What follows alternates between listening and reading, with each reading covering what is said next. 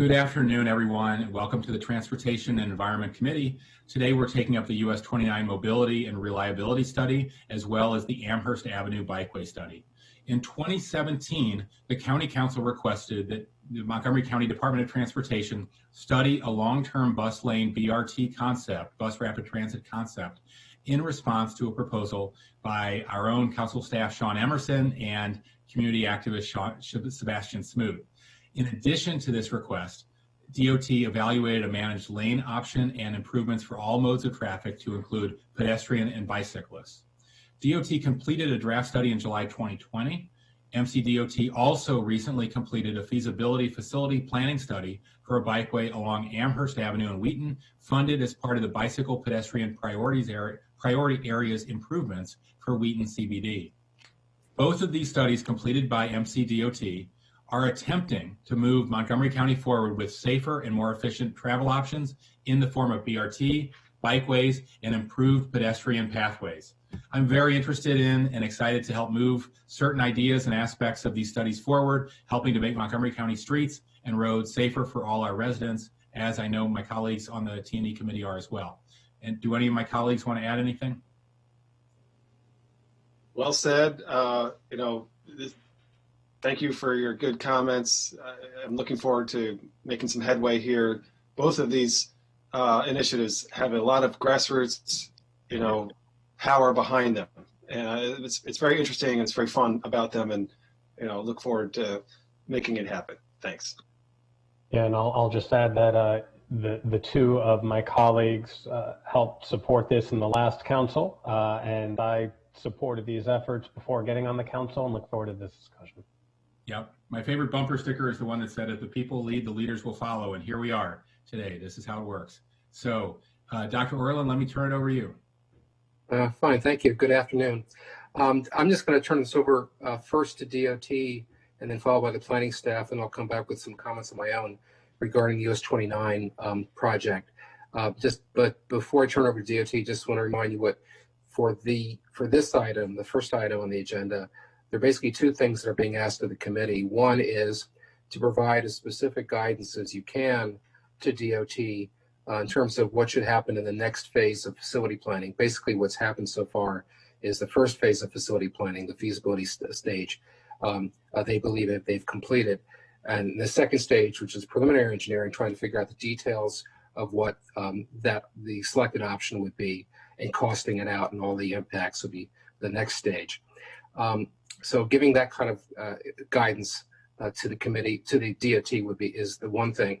Second thing is, of course, on January 15th, we got the executive's recommended CIP amendments, one of which was to fund the second phase of facility planning for this project, $6 million over 2 years, specifically recommending the median lane option. So if, depending on what you do with that first decision will drive, I think, what you do with that second decision, but we're looking for decisions on both of those today. So with that, I'm going to turn to DOT to have a presentation they want to give. Again, parking planning staff will present their comments. I have some comments of my own, and then open up for discussion. So,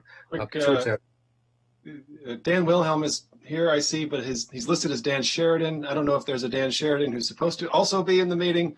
But Darren Sheridan's in the meeting, and Dan Wilhelm, I believe, I've sent him an invite, so he's. Isn't that Dan Wilhelm I'm looking at right now? I think I'm looking at Dan Wilhelm. Well, he should be there, and I'm surprised I'm looking at an iPhone, so all I can see is you and me. Dan Sheridan is in. Yeah. Dan Wilhelm is in Dan Sheridan's virtual seat. Okay. Mary, there's two different people. So we just added Dan Wilhelm to the invite list. I thought he was invited earlier, but I think it was an oversight. So he's on it now. So anyway, that's Dan Wilhelm that you're looking at. So I want to turn it over to either Director Conklin or Corey Pitts, who's the project manager for this study, to go through the presentation.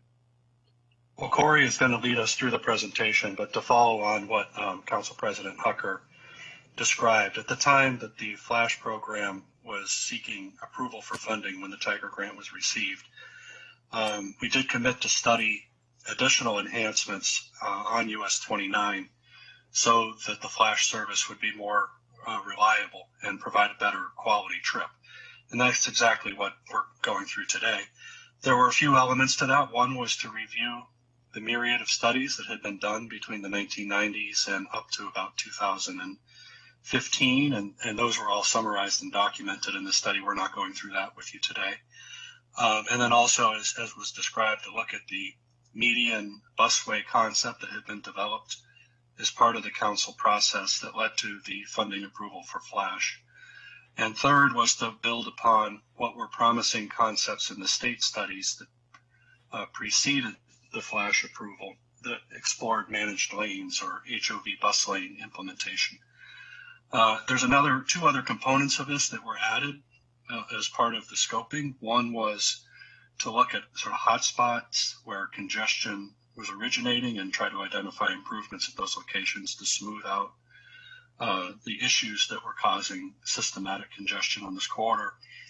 And something else was to look at the walk sheds to the stations to see what improvements were needed to make that more comprehensive. So all of that is in this study. There's not a lot of detail on the intersection improvements or the walk shed improvements in this, but I think they're important components of this work.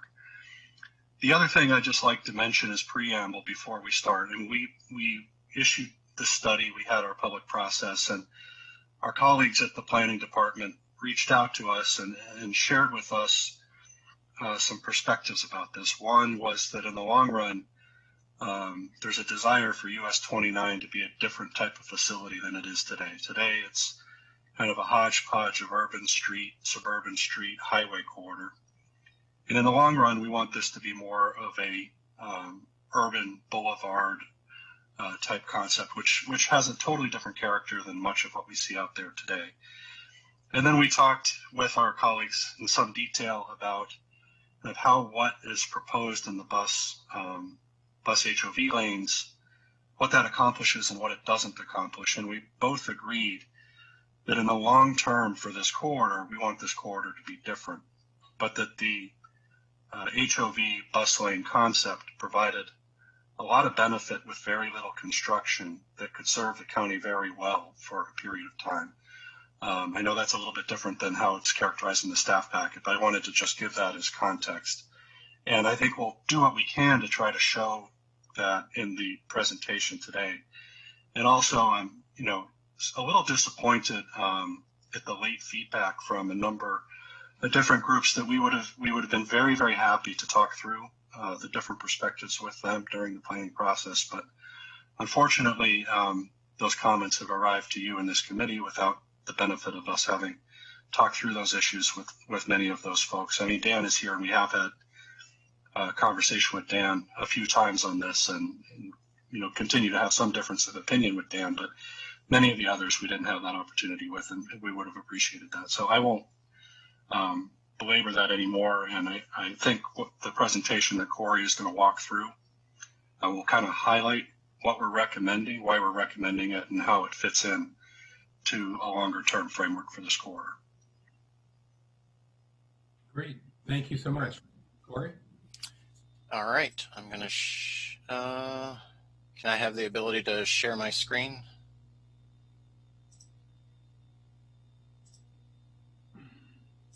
Yes, you should be able to share your screen if you press the green icon, and then you can select the specific window you would like to show. Got it.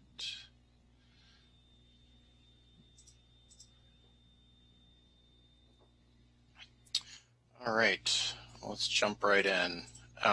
So I think Chris has already done a pretty good job of explaining kind of what the focus of the study was and what we were trying to accomplish.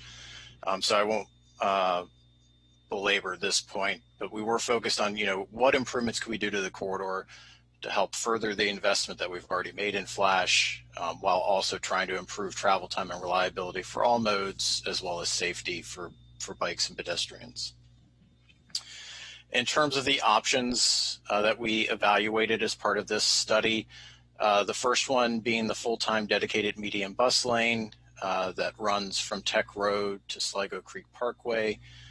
We also looked at the rush hour bus and HOV lane that would travel from Musgrove Road to Spring Street in downtown Silver Spring.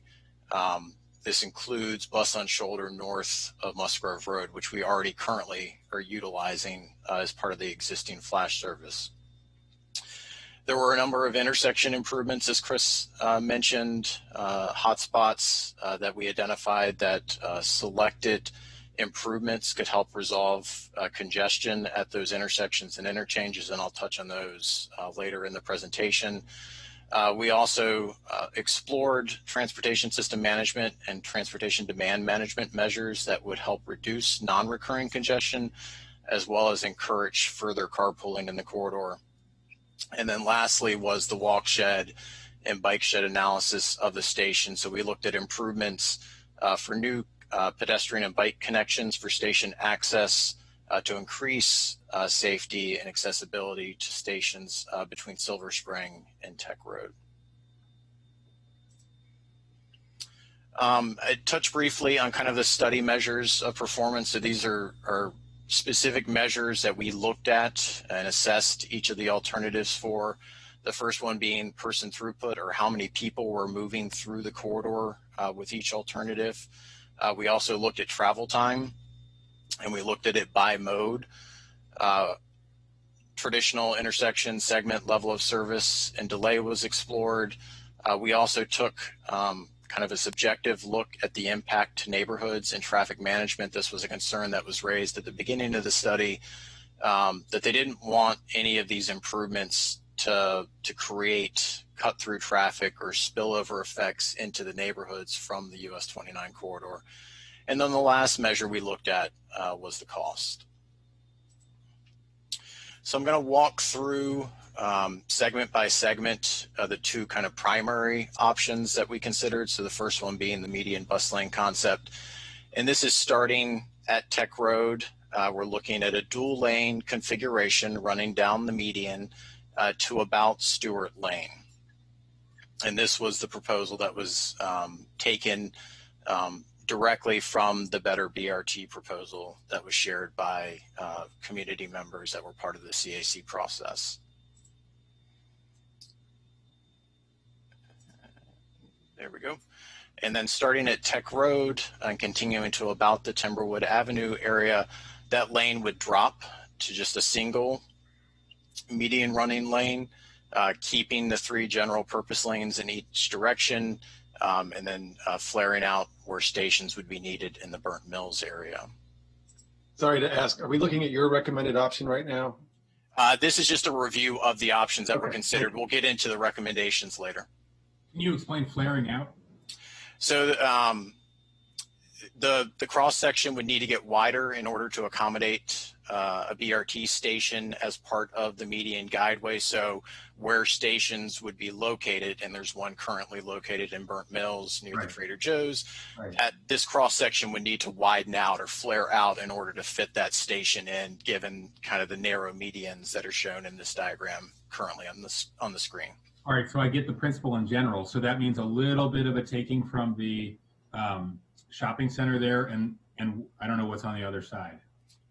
There's office buildings on the other side with a pretty high retaining wall. Right, commercial property owner. And correct. retaining wall. Right, it's not neighborhood, it's not right away. Okay. Correct. How much is the flare? 10 feet? So the stations are 13 feet deep. Mm-hmm. Any additional offset in order to just kind of provide for separation between traffic. So, you know, I would guess anywhere from 13 to 15 feet wide. Would it be a taking though, or do we already have the right of way? We do not have the right of way. Okay. Would be a negotiation, right? Hopefully a sale. Transfer. That would be what we would strive for. Yes. It's always a sale in the end. It's just how voluntary it is, right? Sure. I just want to level set what we're talking about right now. Mr. Pitts, are you going through the proposals? Are you going through what your recommendation is? Just so I understand when to start asking detailed questions. Sure. So at this point, I'm just running through the alternatives or the options that were considered. Once I get to the conclusion of this, we'll walk through what DOT's recommendation is. Great. So then I'm going to hold my questions until then. This Okay. is the plot. He's building suspense. We're gonna get right. Okay. Thanks. Thanks. All good storytellers, right? Yep. Okay, so as we come into the Four Corners area, so starting around Timberwood Avenue and then extending to about the I-495 interchange, the busway would widen back out to a dual lane configuration. And you can see the space in the median here is wide enough to then squeeze in the station, is what they're attempting to show in the cross section here. So, you know, at the station location, replace, you know, that median with the tree in it with the bus platform, and that's fitting it into what is already a very tight cross section.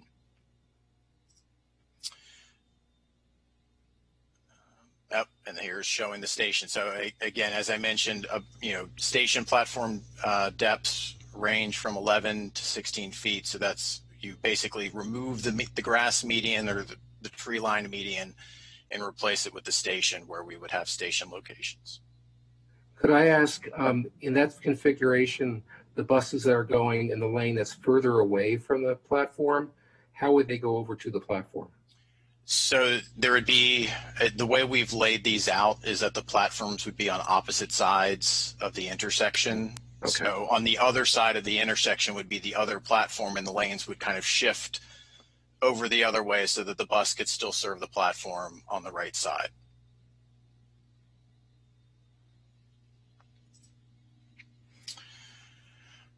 And so then coming out of Four Corners and starting to approach into downtown Silver Spring from I-495 down to the Sligo Creek Parkway, the guideway then transitions back down to a single lane running in the median, and again, retaining the 3 general purpose lanes in each direction. And that is where the median lane bus proposal stopped. Just a note on a couple of assumptions that were built in to the median bus lane concept. It does assume a number of new traffic signals and turn restrictions at some of the intersections where they aren't currently signalized to help facilitate the busway and the traffic coming in and out of the neighborhoods.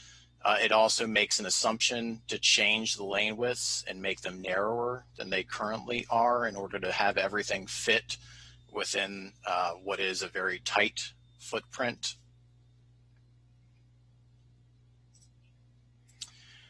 And now I'm going to walk through the bus and HOV lane concept and how it changes cross-section as it moves through the corridor. So starting up at Musgrove Road and continuing down to Stewart Lane, we would look to harden the outside shoulder and allow for traffic to shift over onto that shoulder, keeping the existing 3-lane configuration, and then creating the bus and HOV lane that would run in one of the outside lanes, whether the inner lane or the outer lane. It would run southbound in the AM peak period, and you can see in the PM peak period, it would reverse and run northbound, and that shoulder would then revert back to shoulder operations for breakdowns or other conditions that might need the shoulder use. Mr. Pitts, just real quick, this is the second concept of how many you're going to be presenting? 2. As it relates to bus infrastructure, the other pieces of the presentation would relate to bike and intersection improvements. Thank you. There'll be a little bit of a transition from Stewart Lane down to Maryland 650, and then starting at Maryland 650 and extending down to about Southwood Avenue or the Burnt Mills Avenue intersections. We would actually repurpose one of the general purpose lanes into the bus and HOV lane and retain 2 general purpose lanes in the peak direction during that peak period. So running southbound in the morning again and running northbound in the evening. Hey, Corey. Yes. While that is very attractive, why is the median so wide there? Is that necessary? And I'm all for it are there no trade-offs? So this is just representative. It's not a exact representation of the median in this particular segment. It actually varies depending on where you are in the corridor. Of all the lanes, but not the median. I'm sorry, what was that? You have the widths of all the lanes, but not the median. And is that why? Because it varies. Yes, because it varies. Same with sidewalk. You disclose that with sidewalk widths, but not with the median. Oh, the median width varies. Okay. So what's the range? 6 to what is it? I mean, probably down to as little as 2 to 4 feet in some areas. To, I'm just guessing here. I don't have the drawings right up in front of me. Sure. Probably 16 feet or even more, maybe. All right. I understand. Thank you. So there's no managed lane running through the Four Corners area. I know that this is something that's been brought up by some of the recent letters that have been submitted. We did explore whether we could have a managed lane work through Four Corners, and we found it to be unworkable through repurposing of lanes, and obviously we couldn't widen the road through Four Corners. So at this time, as part of this proposal for the bus and HOV lane concept, there to just be mixed traffic operations through the Four Corners area. And then starting again at Sligo Creek Parkway, we would reintroduce the bus and HOV lane through changing some of the changeable message signs that create lane configurations running into and out of Silver Spring in the morning and afternoon. So running in the morning, one of those lanes would be dedicated for buses and HOV, and in the evening, one of them would be running outbound for bus and HOV, again, retaining 3 general purpose lanes in the peak direction and 2 general purpose lanes running in the off-peak direction.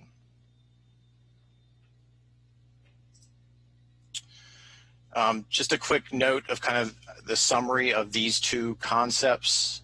So we, obviously compare everything against the no build, which is the existing system that's out there, including the flash service. You can see how each of the alternatives stacks up against each other in terms of level of service, person throughput, travel time for autos, HOV, as well as BRT, and then our conceptual level estimate of right-of-way needs as well as cost. And what you'll see is that the median busway does perform well running in the AM direction, running southbound. In terms of travel time for the BRT, it doesn't perform as well running northbound. One of the things we found is that the reduction of lanes and capacity in the Four Corners area created backups that caused the BRT to lose travel time when it was running in mixed traffic in downtown Silver Spring, and it could never recover those travel time losses once it entered into the median busway. The bus and HOV showed pretty impressive travel time improvements for general purpose autos, as well as carpools and the BRT in most directions. And then looking at right-of-way costs, you can see that the median bus lane alternative, while the original concept showed that it could fit within the existing cross-section of the roadway and would not require any widening, we're not proposing that the roadway would widen, but given the engineering constraints, we identified that there would need to be some retaining walls, as well as just some other shifts that would require additional right-of-way in order to construct this alternative. And some of that is built into what you see in the cost, as well as it's just an overall more expensive alternative to construct, given that the bus and HOV lane concept really is done primarily within the existing right-of-way. There isn't much construction, some hardening of the shoulders, but really most of this work is accomplished through lane repurposing, signage, and other communications devices. We just wanted to create a slide, and I know that this wasn't in the packet that was shared last week. We created a slide because there seemed to be some views that if you do the bus and HOV lane concept now, that you can't come back and do the median concept at some future. And what we're hoping to show through this graphic here is that there's not actually a lot of overlap between the 2 concepts. The bus HOV one being on the right side of the screen, with the yellowish and orange colors, and the median bus lane concept being with the red and the pink colors, so that if at some point, as Director Conklin was mentioning, the corridor starts to transition into more of a boulevard concept, requiring more of an all-day dedicated bus facility need, we could come back and add in the median bus lane facility, and nothing that would have been done as part of a bus and HOV lane concept would preclude that future.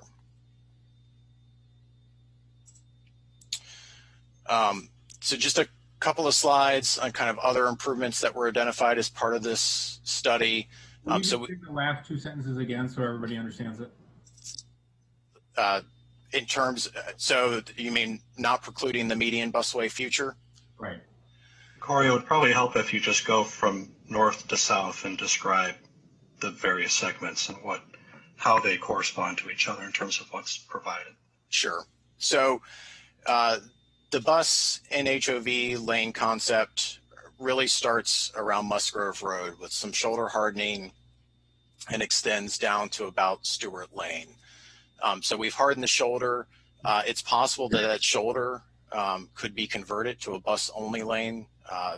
That's in our mind, the benefit of doing it this way is that you could start it as HOV and bus. Maybe it starts as HOV2.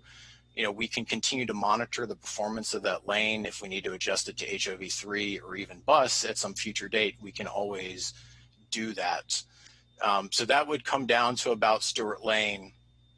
And while it does overlap a little bit with the median busway concept that starts at Tech Road, like we said, you could convert those HOV and bus lanes to the dedicated bus lanes to create that bus lane and get you down to about Stewart Lane.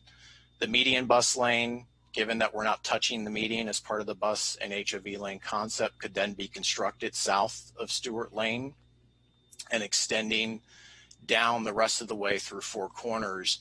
And really all that you would do at that point would be changing the repurposed bus and HOV lane back into a general purpose lane, or maybe it could be repurposed for something else. That lane use could be figured out at a future date. But really, the median busway concept provides for a median busway through much of Burnt Mills and Four Corners. And that could easily be retrofitted into the bus and HOV lane concept without much change or any new construction beyond what the bus and HOV lane concept will have done to the corridor. Is that a suitable explanation or detailed enough? Yeah, for me, sure. I would love to see the time savings of the time trade-offs of the various alternatives on the same slide. But anyway, maybe my colleagues are way ahead of me. Sorry, I've had very little time to focus on this before this hearing. You mean these travel time savings? Yep. Okay. So I guess I'll read through. So in terms of travel time, I'll start with autos and work my way down. So travel time for autos running in the AM direction, so this would be southbound. The no build is a 46-minute travel time. And then it's in the parentheses, sorry, Corey. Parentheses is PM, so that's the northbound direction. Got it. So 40 outside the parentheses, southbound is outside of parentheses, northbound is in parentheses. Okay, right. So for the no build condition for general purpose autos, really for everyone, is 46 minutes and 32 minutes.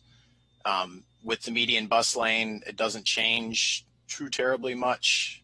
45 minutes in the southbound direction in the morning, extends to 40 minutes in the northbound evening direction. And then with the bus and HOV lane concept, travel times are 35 minutes in the southbound AM direction and 19 minutes in the northbound evening. There are no HOV travel times for the no build or the medium bus lane because there is no preference given to HOV vehicles. But in the bus and HOV lane concept, travel time for HOV vehicles in the morning southbound direction would be 19 minutes and 18 minutes in the northbound evening direction. And then looking at the BRT travel times. I don't want to miss the point. The northbound is actually 8 minutes worse under the bus median lane proposal? Correct. So I was told that that's unbelievable. The median bus lane proposal has the northbound corridor worse rather than better than the no build, right? Correct. For auto traffic, yes. Right. Fair enough. Yes, good point. it was suggested to me that there was some differences in how intersections were treated in the analyses, that the bus HOV lane kind of had one set of conditions and the median bus lane had a slightly different set of conditions. Can you explain? Sure. So the median bus lane was studied as the concept was given to us. That was a decision that was made at the start of the study. So it was taken exactly as proposed from the Better BRT team and included the interchange improvement at 495 that added an auxiliary lane to the Beltway ramp from southbound US 29 to westbound 495 to provide for additional capacity. And that is similar between both the median bus lane and the bus and HOV lane concept. As I mentioned, there were a number of signalized intersections that were added as part of the median bus lane concept. These were primarily in Four Corners and Burnt Mills. I don't have the specific intersections at my fingertips, but we can definitely get those for you. There were other intersection improvements that fall outside of north of where the median bus lane concept. So at Tech Road, there was an intersection improvement that was added to the bus and HOV lane concept, as well as one further north at, and I'm blank, Greenbrier. Okay. So that's why on page 29, circle 29, planning staff has indicated that they can't really agree with the conclusions of the median bus lane alternative. That in their views, studying is still incomplete. And we've had that discussion with planning staff. In our view, those intersection improvements would likely do very minimal to changing the median bus lane results.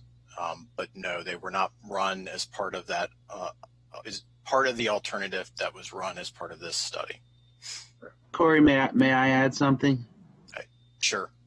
So part of the degradation in auto travel time under the median bus lane is because to provide 2 bus lanes in the median through Four Corners takes away one of the 4 car lanes through Four Corners. And even if those intersections are, still able to move a little bit of traffic with 3 lanes in each direction instead of 4, it's the stacking space, it's the queuing.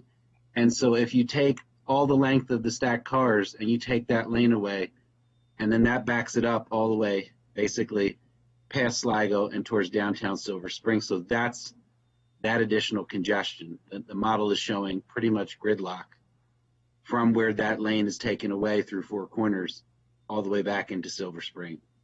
That's the main thing, in addition to the other things Corey mentioned. Council members, this is David Anspacher at the Planning Department. We'd be happy to respond to kind of the statements in our staff report if this is an appropriate time, or we can wait. I think we should hear from you at some point. Maybe ask Glenn if this seems like the right time, or should we come to that? You might want to think of this presentation in a couple different pieces. This is the transit piece, in which case you probably do want to hear from the planning staff now on the transit piece of it. But then later, let DOT go back through on the intersection improvements, the bikeway improvements, and the traffic management improvements, and then have park and planning staff respond to those comments.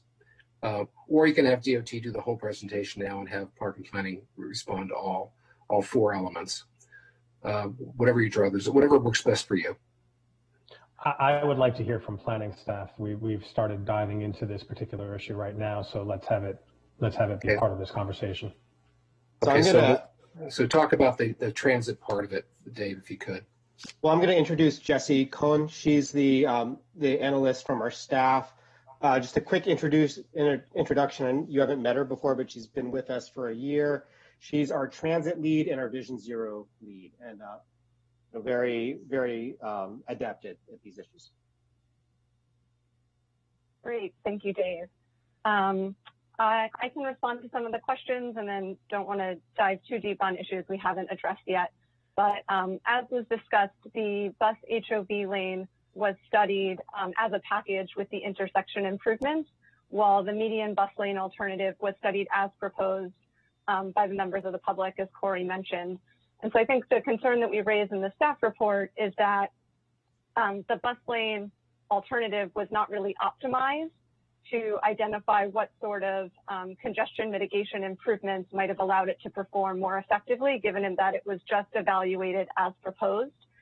In contrast, the bus HOV lane alternative was evaluated with these intersection improvements included, so it's hard to separate out the independent benefit of the managed lanes itself or the intersection improvements themselves.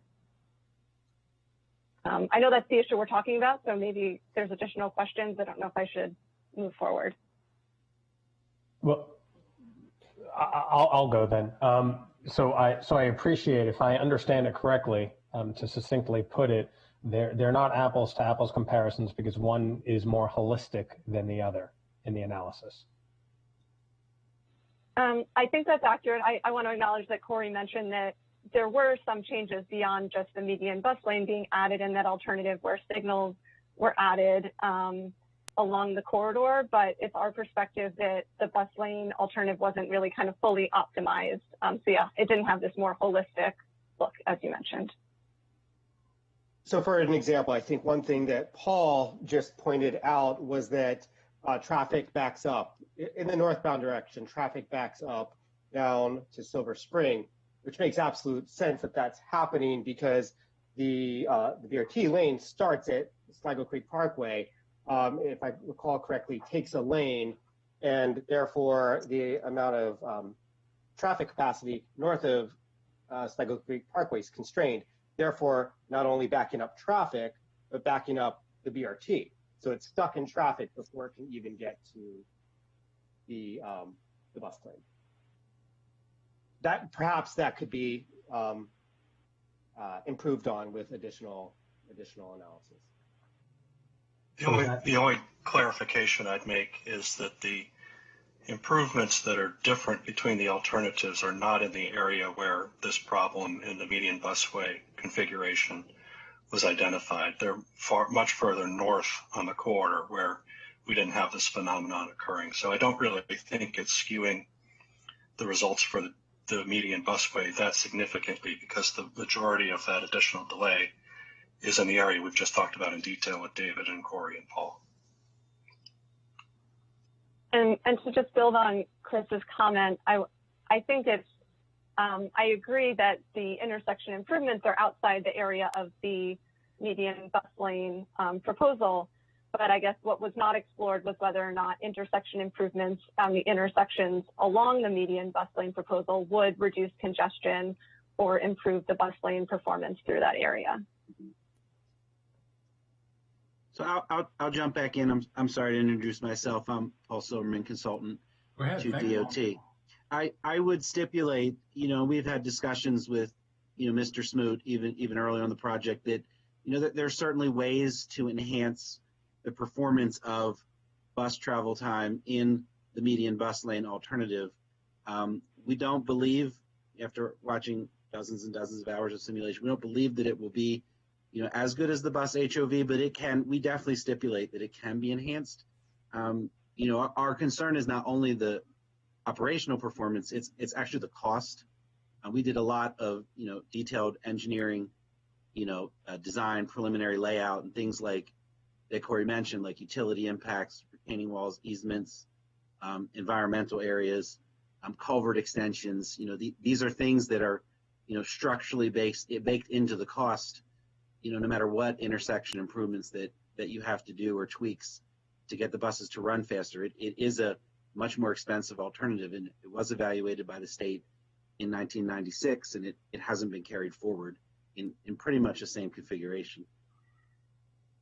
Well, this is Casey. I think what we're getting at here is the reason why the planning board and staff did not suggest that we reject this this idea and did not suggest that we shouldn't implement it. I think what we're trying to say is that because the scope of the analysis is limited, let's not pretend that this is the end of the discussion. Let's go ahead and do this because we all agree that this would be beneficial to transit riders and can be done at a relatively affordable cost, but let's not say that this is the final condition. Let's leave open for later capital projects cycles the question of how to optimize the transit further in this corridor to be more like what was contemplated by the master plan. Question? Hans, go ahead. The median, so looking at this chart, the median bus lane proposal has 20 segments. The bus HOV proposal, oh no, that's a measure of it's the same number of, it's apples to apples in terms of the distance of the busway itself. That's just intersection. That's just, yeah. Measure of performance. What you're seeing there is the number of segments that triggered a level of service E or F. Okay. So it's 20 with the median bus lane in the morning and 15 with the bus and HOV lane concept. And so, okay, I'm not sure if this is the time, but I'd like to hear your case for how, if you adopt this as an incremental approach, one could lead to the other. I mean, I personally feel like this is our shot for a dedicated lane system. I think it's highly unlikely for a long time to get that ever on 355, and Veers Mill, I don't think is planned that way really. This is sort of the last stand for a dedicated lane. How do you see this as building towards that? Corey, maybe go back to the segment diagram. It's probably the easiest way to talk that through. Sure.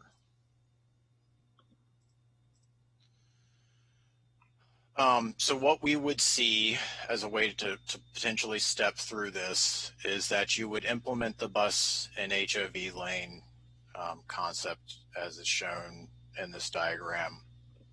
And that if we wanted to, I mean, it's possible we could make the call, a policy decision could be made that this piece here where we're actually hardening the shoulder, that the shoulder would be only hardened for buses.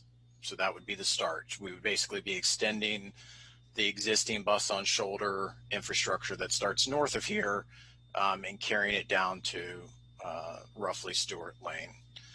And then at some future point, as the corridor starts to transition from, at least in this kind of northern segment around White Oak, where it feels more like a highway, if it starts to transition into more of a boulevard feel, we can then add in the median bus lane to then start to bridge these segments. And really, you could build the median bus lane at a future date from Stewart all the way down to Sligo Creek, and nothing really changes. This HOV bus lane piece here can just be removed, and all it is likely to be pavement markings and some signage, because we're not widening the road from this segment from Maryland 650 down to about Burnt Mills Avenue. So the road could just revert back to what it is. And then we would already have in place the bus and HOV restriction down south of Sligo Creek Parkway, which was not part of the median busway concept, that would then carry the bus the rest of the way down into Silver Spring. Why not pick the full lane and build it incrementally, as opposed to picking the incremental one and hope to build it fully later? I think part of the issue is we're not actually building any new pavement in the managed lane or bus HOV lane strategy. The only infrastructure work is to convert the shoulders in the north so that they're actually traffic bearing, because some of them are being used now, some are traffic bearing, some aren't. So it requires a lot of maintenance. And none of that work is in the same physical location as the median busway. So there's really nothing about the managed lane, bus HOV lane, that's in the way of doing a median busway. In my mind, the most logical way to sequence this would be to do the bus HOV lane and then start working on the significant gap where there's no priority for the transit provided through the Four Corners area and attempt to address the issues that were discovered here with the traffic capacity and backup problem, whether that's a one-lane configuration that might resolve that issue if it's only in a peak direction. And then you would have a priority treatment in place for the entirety of this corridor. And as the land use elsewhere in the corridor changes and the nature of the travel in the corridor changes over time, there's nothing impeding implementation of a median busway in those other segments that's been created here. I mean, there's things impeding it that are already there, but no new impediments have been put in by this. I think if that's helpful. One of our concerns is that anytime you introduce an HOV lane that's going to benefit motor vehicle, private traffic, it's very hard to take that away. I think the part of the project, if you're looking for an incremental approach, the part of the project south of Stewart Lane makes a lot of sense. There's a lot of benefits for transit, and it can be upgraded over time. I think the part that sort of concerns us a little bit more is the HOV lane to the north of Stewart Lane. And that's where, as Chris mentioned, that's where the big cost and the big changes would be needed. If I could jump in on that point, I have a series of questions I'd like to ask, but on the HOV lane, what qualifies for the HOV lane?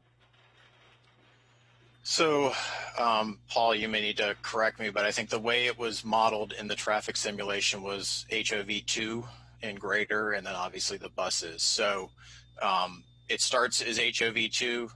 That's the management piece of it, is that you're actively managing the lane. So just like if you look at some of the HOV lanes in the region here, many of them started as HOV2, and then as we saw carpooling increase and operations degraded, we upgraded them to HOV3. So you can change those policies, and that's our view, is that we will continuously monitor this and work with the state, given that this is a state facility. And as we see operations start to change, we can continually actively manage and adjust those conditions as needed. So starting with a baseline of HOV2, okay, and escalating as needed. Do electric vehicles or hybrid vehicles qualify for HOV? I mean, I don't. Currently, yes. Right. I mean, that's the state policy, yeah. Sure. So if that's a state policy, one of the things I love about our community is, every fourth or fifth person has a hybrid, and more are getting electric vehicles. And so to include that in a type of a state highway or on Route 29, I'm going to say I don't think it serves the purpose, because it opens itself up to every other person, so to speak, which is a wonderful thing that so many people have hybrids, but I don't think the intended outcome would be fulfilled for that very reason, because we are the community that we are, and that is just in downtown Silver Spring, right off of Tacoma Park, and an area where people care so much. So one other thing. So I want to get back to the point about the times and the backups. I'm just trying to reconcile how, if I understand it correctly, driving south in the morning there were no recorded backups or presented backups by removing a lane, but driving north there is a substantial backup, so much that you've rendered that approach not usable. Is that a fair assessment? That is what the results show, yes. There is. Okay. So that is largely because both alternatives, the median bus lane and the bus HOV, included a second exit lane from southbound 29 onto 495 outer loop, and that cleans up a lot of the uneven lane utilization and jockeying coming southbound in the morning that would spill all the way back to Stewart or even further north as people try to get onto the Beltway. So both alternatives aided general traffic in that respect. And the lane, the fourth lane that would be removed, I guess going north, how long is that fourth lane? Like where exactly is it and how long is it? 495 to Timberwood, I believe. Yeah, roughly. It extends just past the Four Corners Shopping Center there. The Woodmore Shopping Center, right. Okay, so from 495 just past Blair and right there. So that's a quarter or a third of a mile. Okay. So the removal of a quarter or a third of a mile of kind of a phantom lane would, according to your analysis, draw traffic all the way back down 2 miles. Okay. I'm not sure that it doesn't kind of make sense to me, quite frankly, that such a small sliver, and I live right by there. I've never really calculated the length because I hadn't thought about it in these terms, but again, I think all the more reason to recalculate that component because I think we're all really raising questions by it. And then, one last question, comment, and I think Councilmember Reamer was getting to this with just kind of the big picture comment, right? He was asking. I'll just put it out now then. I wasn't here on the previous council when this was initiated, or even 10, 12, 15 years prior. When the original BRT idea was initiated. And I wouldn't have gone along with it that way. And so I don't think a continuation of an approach that I didn't support makes sense for me. And so that's why I'm asking these questions. That's why I'm going to continue to push, because while we can't go back and change time, we can do a course correction. And so the inertia of a project, just because it's been done this way in previous administrations or previous councils, is not a reason to improve upon it based on the data and the desire that exists today.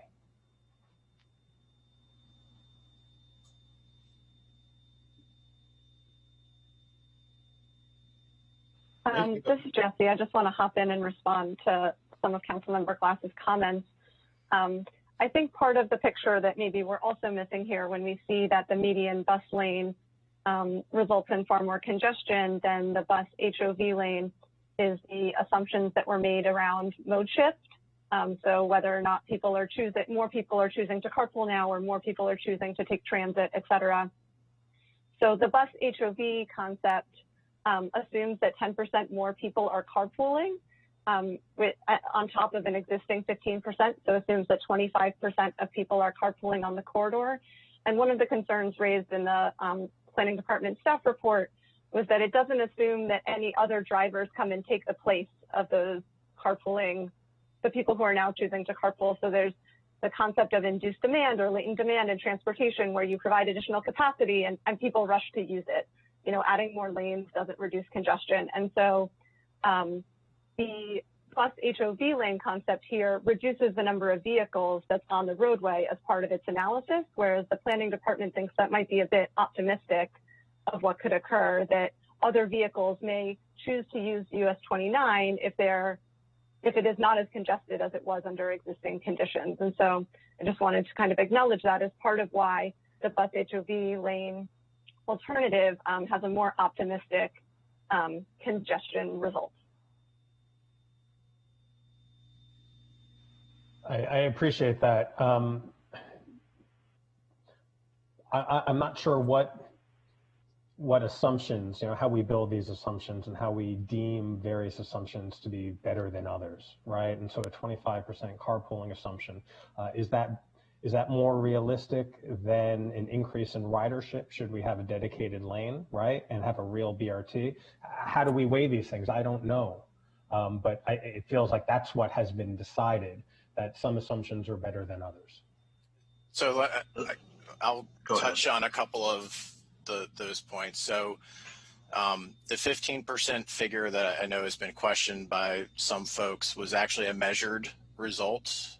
We surveyed the corridor and determined that 15% of the existing traffic pre-COVID, I'll add, was of a carpool type nature. So more than one person was traveling in the car at that time. And those figures were vetted through both MCDOT as well as MDOT.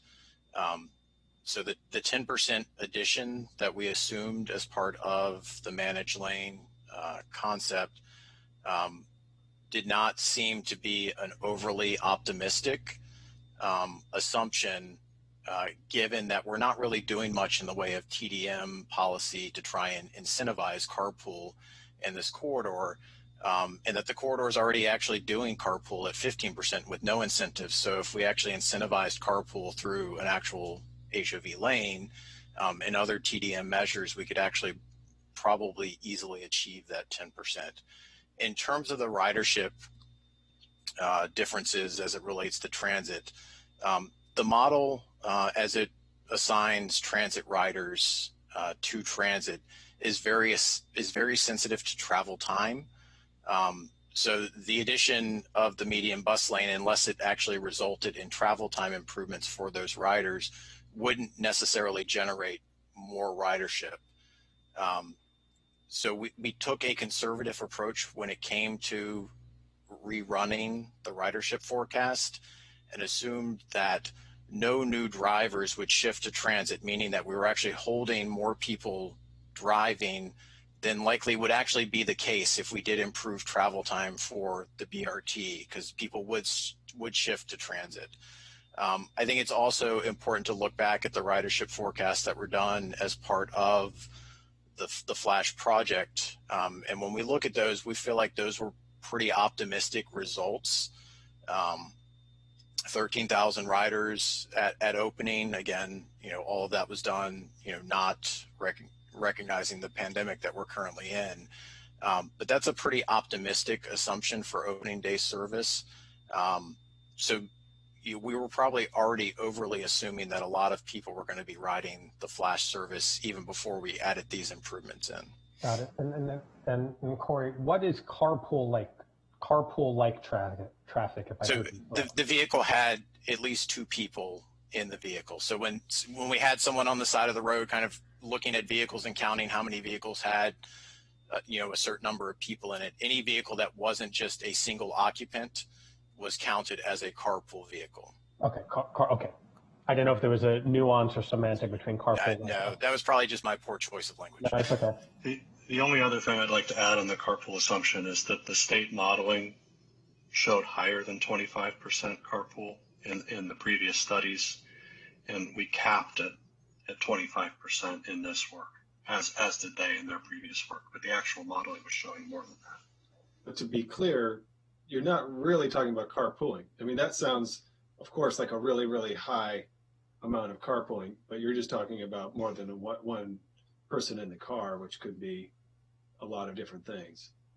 Yeah, it's not necessarily two people going to work. It could be somebody taking kids to school, any range of combinations of why people have more than one person in a car.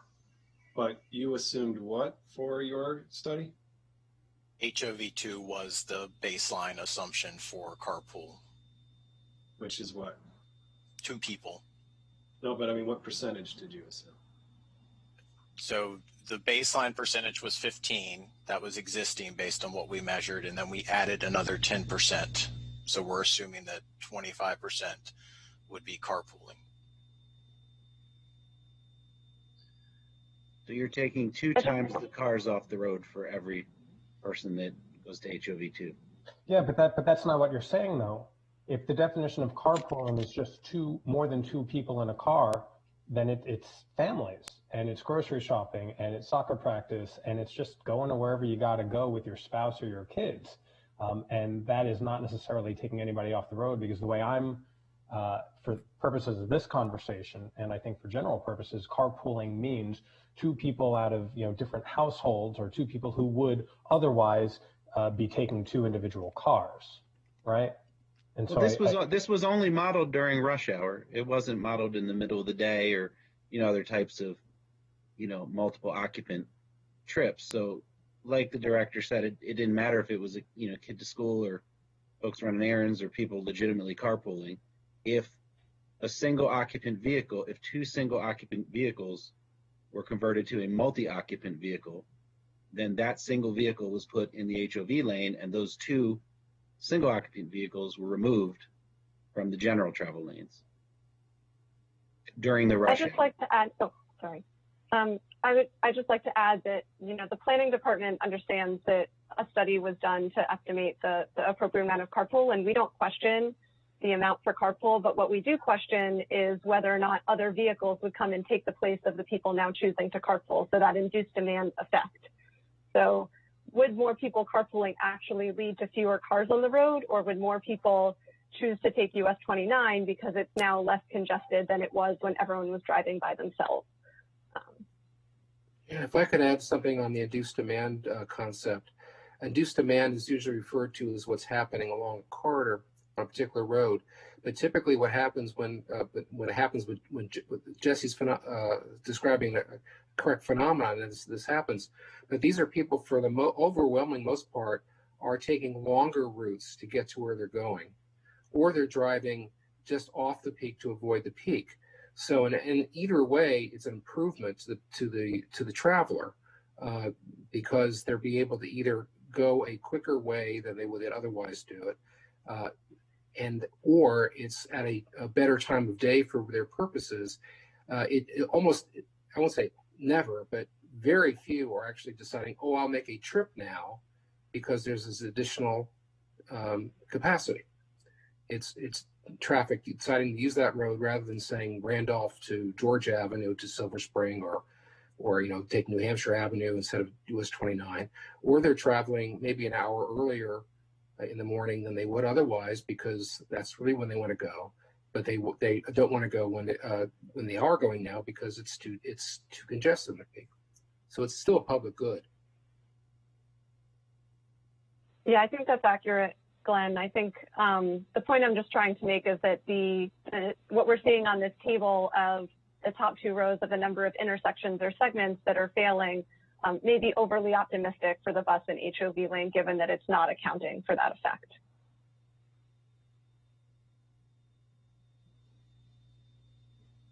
Okay, well, I feel like we're in the footnotes here. Agreed. So what's Maybe next? it makes sense to go to the next section now for the DOT to talk about the the intersection of the road improvements, the bike ped improvements, and the traffic management improvements. Okay. So moving into the intersection improvements, so identified through an assessment of over 30 improvements that have been studied over the years, and either shelved or not advanced because there wasn't the will at the time. We identified 6 that had value to the corridor, resulting in an additional $2 to $25 million beyond the cost of either of the alternatives that we've just discussed. So at Greencastle Road, at Tech Road, at Stewart Lane, we're talking about intersection improvements. So these would be additions of turn lanes or extensions, expansions of the intersection to make the intersection perform better than it currently does. At the Maryland 650 interchange, we're proposing to extend the lane that drops across the bridge there. So you've got 3 lanes coming southbound currently, and they drop to just 2 lanes as you approach the interchange there. We're proposing that to add that 3rd lane back in and to shift the southbound, or the, I guess, eastbound Maryland 650 to southbound US 29 ramp over. So we're not talking about that the 2 lanes would be combined together. You would still have a separate merge lane and the new 3rd lane together to create that interchange improvement, but to improve performance over that interchange where you lose capacity. I think we've already touched on the fact that both of the concepts that we've talked about looked at a US 29 southbound exit ramp to westbound I-495 improvement. This would add a 2nd lane, providing for capacity on that ramp and hoping to pull some of the traffic that starts to spill back to at least Stewart Lane, and sometimes I've even heard, all the way up to Tech Road, trying to get onto the Beltway in the morning. This would provide for additional capacity on the ramp to store that traffic as it's trying to get onto the Beltway and get it off of US 29. And then the last improvement is actually an improvement that was identified as part of a master plan process a number of years ago, but adding some turn lane capacity at the Sligo Creek intersection to improve performance at that intersection. And I know that Glenn asked these questions when we were talking with him before leading up to this committee meeting. And there's questions about whether we should do any or all of these improvements. In our mind, the 2 most critical to making the corridor perform better are the US 29 and I-495 interchange improvement and the Sligo Creek intersection improvement. Both of those would allow for the US 29 corridor to perform better, definitely for the bus and HOV lane concept. And obviously the median lane concept did have the US 29 and I-495 improvement, and would likely benefit from the Sligo Creek intersection improvement as it's trying to get into downtown Silver Spring. The study also looked at a number of different, or identified a number of different transportation systems demand management approaches, and we've estimated that the cost to implement these would be anywhere from $1 million to $5 million, depending on what's done. But this would entail everything from providing real-time travel time information from the county line with Howard to the Beltway and Silver Spring. So these would be variable message signs that tell you, it's going to be 15 minutes from this point to getting to the Beltway. So drivers can be informed as they're coming and approaching the county. And if they need to shift off the corridor or to make decisions, they can make those decisions, not adding themselves to already an increasing bottleneck. We would also look to increase or to add in a TDM incentive program to encourage that carpool transit use and bicycle use beyond what's currently being done. Developing an integrated corridor management plan with US 29, I-95, US 1, and Maryland 295, recognizing that all of these corridors are parallel corridors.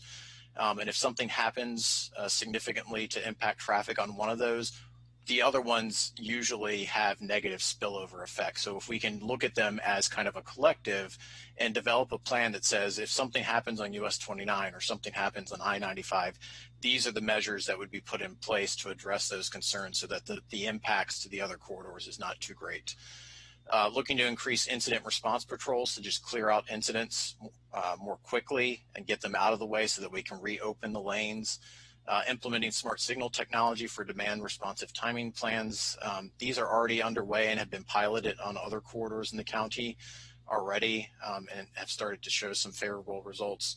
And then providing real-time commuter parking ride space availability. This is something we've been talking about for a little bit already with the current flash system.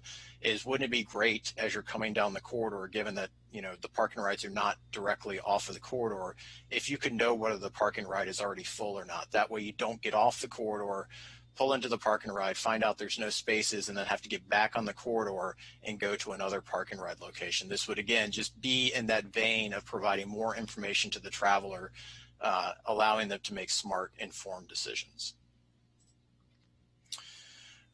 Lastly, we looked at over 200 individual walking and biking recommendations between Silver Spring and the Tech Road Flash Station. The cost that we're assuming at this stage of work is 15 to 20 million with an asterisk there, and the asterisk that you can see at the bottom of the slide there is that that cost excludes the big project, which is a side path along the US 29 corridor, as well as some bike and pedestrian bridges to grade separate them from 29. So those projects are much larger in scale. They cost a lot more, but we think that the other improvements are still valuable and can be done for a lower price tag. So these would include things like new and widened sidewalks, upgrading our facilities to be more ADA compliant than they already are, adding some bike routes and lanes, not just along US 29, but also on the approaches to the US 29 corridor, upgrading some of the US 29 crossings, and then providing for additional bike parking and bike sharing along the corridor. If I could just real quick on that, Corey, one thing I would add for the pedestrian and bicycle improvements, lighting as well. As we know, we need to have more lighting to assist with keeping people safe as they play Frogger across those streets, US 29, which I do regularly as well. Great comment, thank you. So those are all the options, alternatives that were looked at as part of the study. I know we've kind of already talked a little bit about what DOT is proposing, but I'll quickly run through this and then we can walk through or open it back up for discussion. So our recommendation, as before all this got submitted, was to advance the bus HOV lane concept that's been costed out at 40 to 50 million. And this includes the hardening of the shoulder from Musgrove Road to Stewart Lane to create the peak period, peak direction HOV and bus lane, repurpose a lane from Maryland 650 to Southwood / Burnt Mills Avenue to create the peak period, peak direction HOV and bus lane, and also repurpose a lane from Sligo Creek Parkway to Spring Street to create the peak period, peak direction HOV lane. We're also looking to advance the intersection and interchange improvements, the 6 that I touched on, at a cost of roughly 20 to 25 million, as well as advance the station access improvements for bikes and pedestrians that have been costed at 15 to 20 million. And just to kind of summarize, why we're proposing this recommendation. In our view, the bus and HOV option improves conditions for all travelers, not just one single mode. The bus and HOV option can be accomplished for a lower cost with less impacts. And when I say impacts, that's roadway widening, right-of-way impacts, utility impacts, environmental impacts than the median option, and does not preclude bus-only lanes in the future, whether that be the median lane concept or a conversion of these bus and HOV lanes to a bus-only lane. The bus and HOV option makes greater use of the available infrastructure and moves more people. We didn't really touch on it in a whole lot of detail on that summary slide, but the person throughput for the bus and HOV option was greater than either the no build or the median bus lane option. In our conversations with MDOT, they are supportive of the bus and HOV option at this point, and that's a critical thing to note because this is a state roadway. We would have to work with MDOT to advance any option that we want to move forward. We would need their support and permission to make changes to the roadway. And the last thing I'll note is that not just with this study, but in all the previous work that both MDOT and us have done relating to the flash service on the corridor, there are a number of communities who are opposed to the median bus lane and have been strongly opposed in the past. But as part of this study, as part of the outreach efforts for that, those communities who have been opposed to us making improvements for bus rapid transit have articulated support for the bus and HOV option. I'm sure at this point it's probably not terribly worth noting, but in terms of outreach for this study, we've done various stakeholder briefings with our colleagues over at Park and Planning, as well as MDOT-SHA. We did do a presentation to the US 29 BRT Corridor Advisory Committee back when this study kicked off. We did 2 public open houses, the last one being virtual, but I will say that having done a number of in-person public open houses and virtual public open houses, now the virtual open house back in July of last year was very well attended. Over 100 people attended that virtual public open house. And then we've also done some civic association outreach as well. So in terms of next steps, Glenn mentioned that there is a funding request in as part of the CE's budget.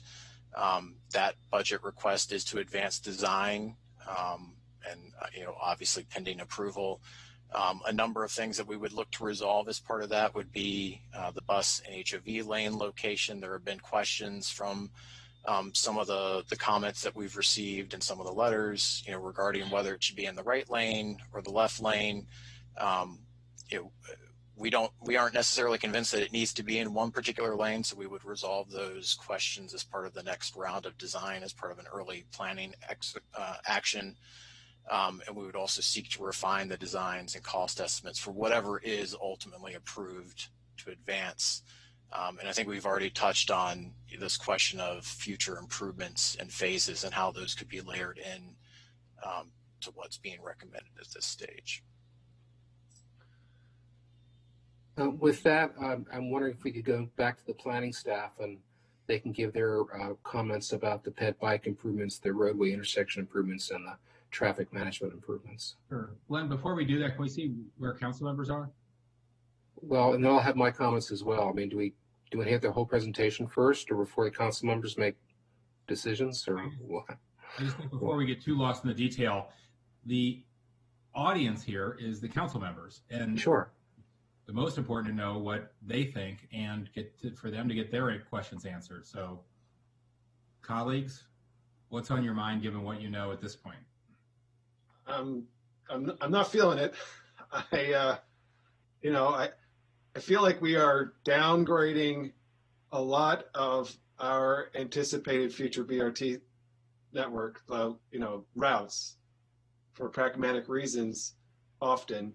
However, I do feel like the East County is a place that was downgraded many decades ago, and we need to think a little bigger and more transformationally about what's going to help.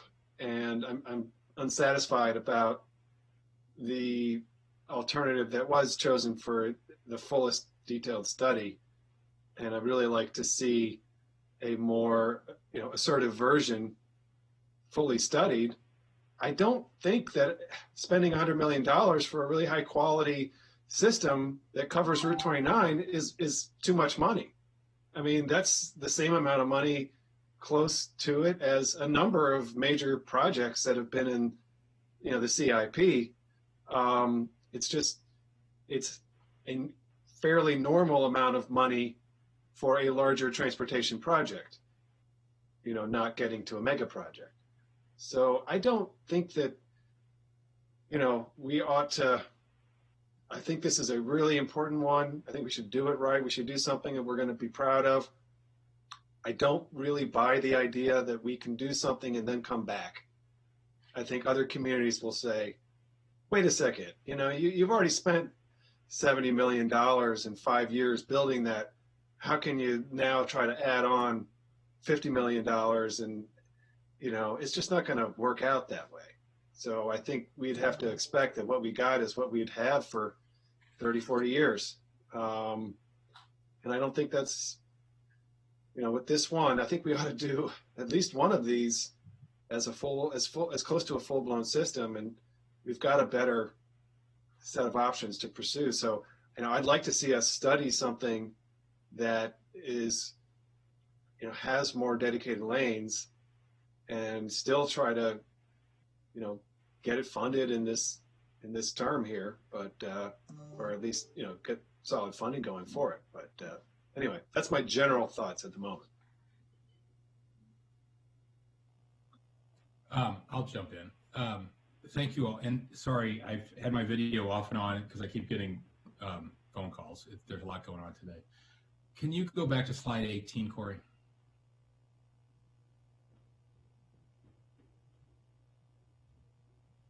Yes? In here.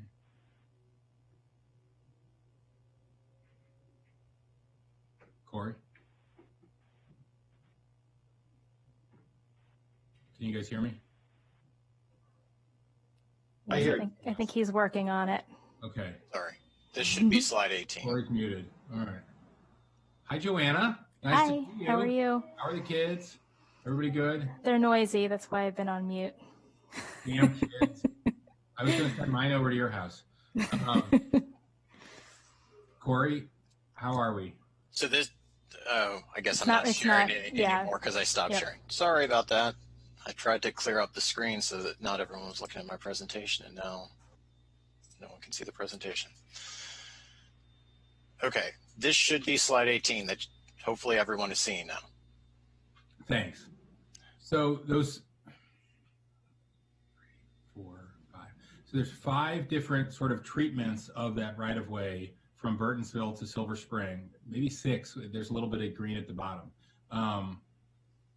So that's interesting. It's definitely more complicated than I think the public, or at least I, have understood were really the options. I appreciate the complexity of the options. Just those 3 little stripes of transition south of Lockwood Drive, for example. I'm wondering, for the whole thing and also for these complicated things like south of Lockwood Drive, what's the operator experience for our bus drivers? So the transition piece from the dark blue into the purple would be just a lane shift, because what's happening there is we have. But does it happen 3 times? Do they have to go from HOV flash in 3 travel lanes into transition, and then there's more black? The others would be more seamless. So up in those transition statements, I guess, stages, I guess, is my question. So from purple HOV flash +3 to what is orange if it's not purple yet? Orange would be where the 4-lane cross section would drop down to a 3-lane cross section. So there would be a merge to shift traffic down into a 3-lane cross section where we didn't widen the road to create the hardened shoulder. So it's just a merge condition there. And then from that, they don't have to change lanes necessarily, and they're not changing lanes 3 times. Correct. And then from that point south, there really isn't, there isn't a change. The cross section remains consistent. It's just whether they're in an HOV lane or they're just in a mixed traffic lane. Okay. I'm sure my colleagues have a lot of questions, but can you just confirm that with your proposal, if we were to go forward with your proposal, nothing precludes us from moving to a more ambitious and expensive proposal with more dedicated lanes later? True or false? That is a true statement. Nothing in our view precludes that future. Okay. To Councilmember Reamer's point, I generally agree. I'm the district council member. I'm all for the best in least travel time to East County and the best service for East County and all that. There is a finite amount of money in the county budget, and I'm not usually known as the most outspoken budget hawk. I am aware that East County needs a lot of things, not just the best flash bus that we can get. It's also going to need additional sidewalks, additional bike lanes, additional other things, and whatever money we spend on this project is money we won't be able to spend on other transportation projects, improve connectivity, other things in East County. Is that accurate, Corey? Yes, there's no shortage of things to do. I mean, that's just transportation. That's just transportation things. I mean, yeah, I feel you. Yeah, you should run for my job. Okay, so there's a lot of things in the CIP, and they're not all paid for, and there's a lot of other things outside the CIP as well. Tell these people to stop calling me. So I guess I'm looking for a better solution than the sort of binary frame of the most expensive option is great, the less expensive option is terrible. I really appreciate the sort of complexity and the thought that has gone into this. I know we're not going to decide, fully one way or the other today, but I also have a question about the process. If you go back, I think it was to slide 13 maybe, or maybe it was past 18 actually, come to think of it. It was toward the end. About the open houses, you tell me. There you go. The virtual public open house in July 2020. I think I might remember that from Joanna spoke at that appropriately. That was the one that had over 100 people. Yeah, we had over 100 participants attend that virtual open house. Civic Association. Okay, I know I complain about this a lot. I'm not sure we knew about all these things. I don't know if my colleagues knew about all these things, but I really would like to know about these things early and often and repeatedly, so we can attend and know what's on the mind of constituents. It's coming back to me that you had a virtual open house, but I'm not sure I knew about the South Four Corners Civic Association or the first public open house back in 2018. And now that I'm looking at it, it's a full slide, but that's not that many for 2 years between May of 2018 and July of 2020. That's 4 events in 2 years. And there are a lot of groups in that corridor that would love to see this level of detail. Sure. So I guess I will note that the study was not ever intended to take this long. I'm not the original project manager. We had a staff member depart who was managing this project. So there was, this study was looking to actually wrap up almost a year ago.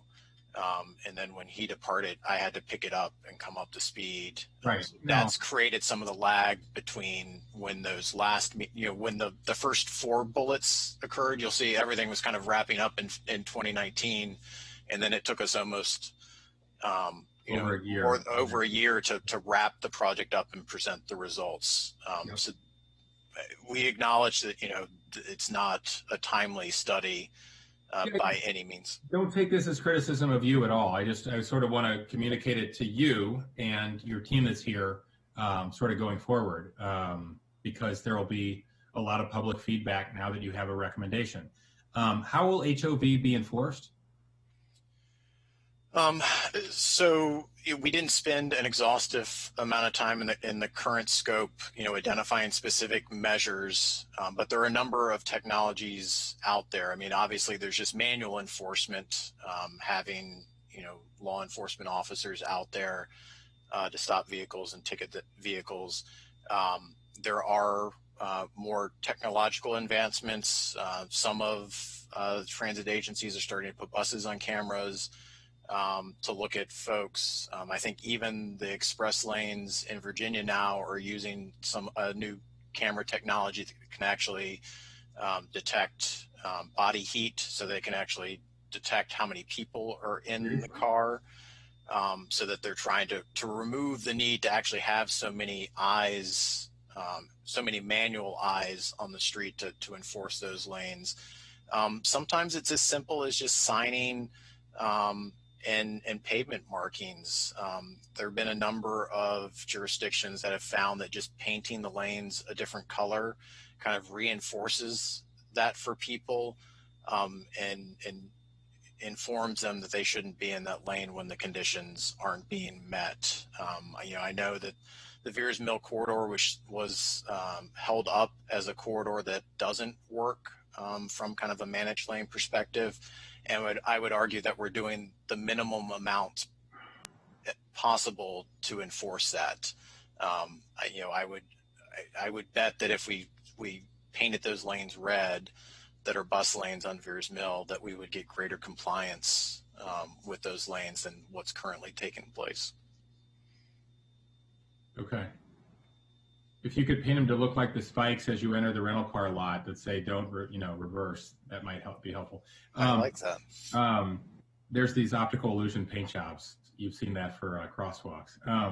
Does the traffic modeling assume that that all drivers respect HOV perfectly, or do you build in 10% noncompliance, 15 or 20% noncompliance in your time-saving calculations? I'm going to turn this one over to Paul, since he was the one that actually ran the models. Yeah, all the great question. All the cars in our traffic model do exactly what we tell them to do. They're law-obeying citizens. Go to all the council members. So no, I mean, we can look at some compliance and enforcement issues. I mean, I would just say the limits of the bus and HOV lane segments that Corey has identified in the presentation, are really in tandem with the other intersection improvements that he mentioned, are carefully and strategically selected to address hotspots, slow spots for bus and HOV speed and reliability. So that in the segments they're not there, things are generally free flowing.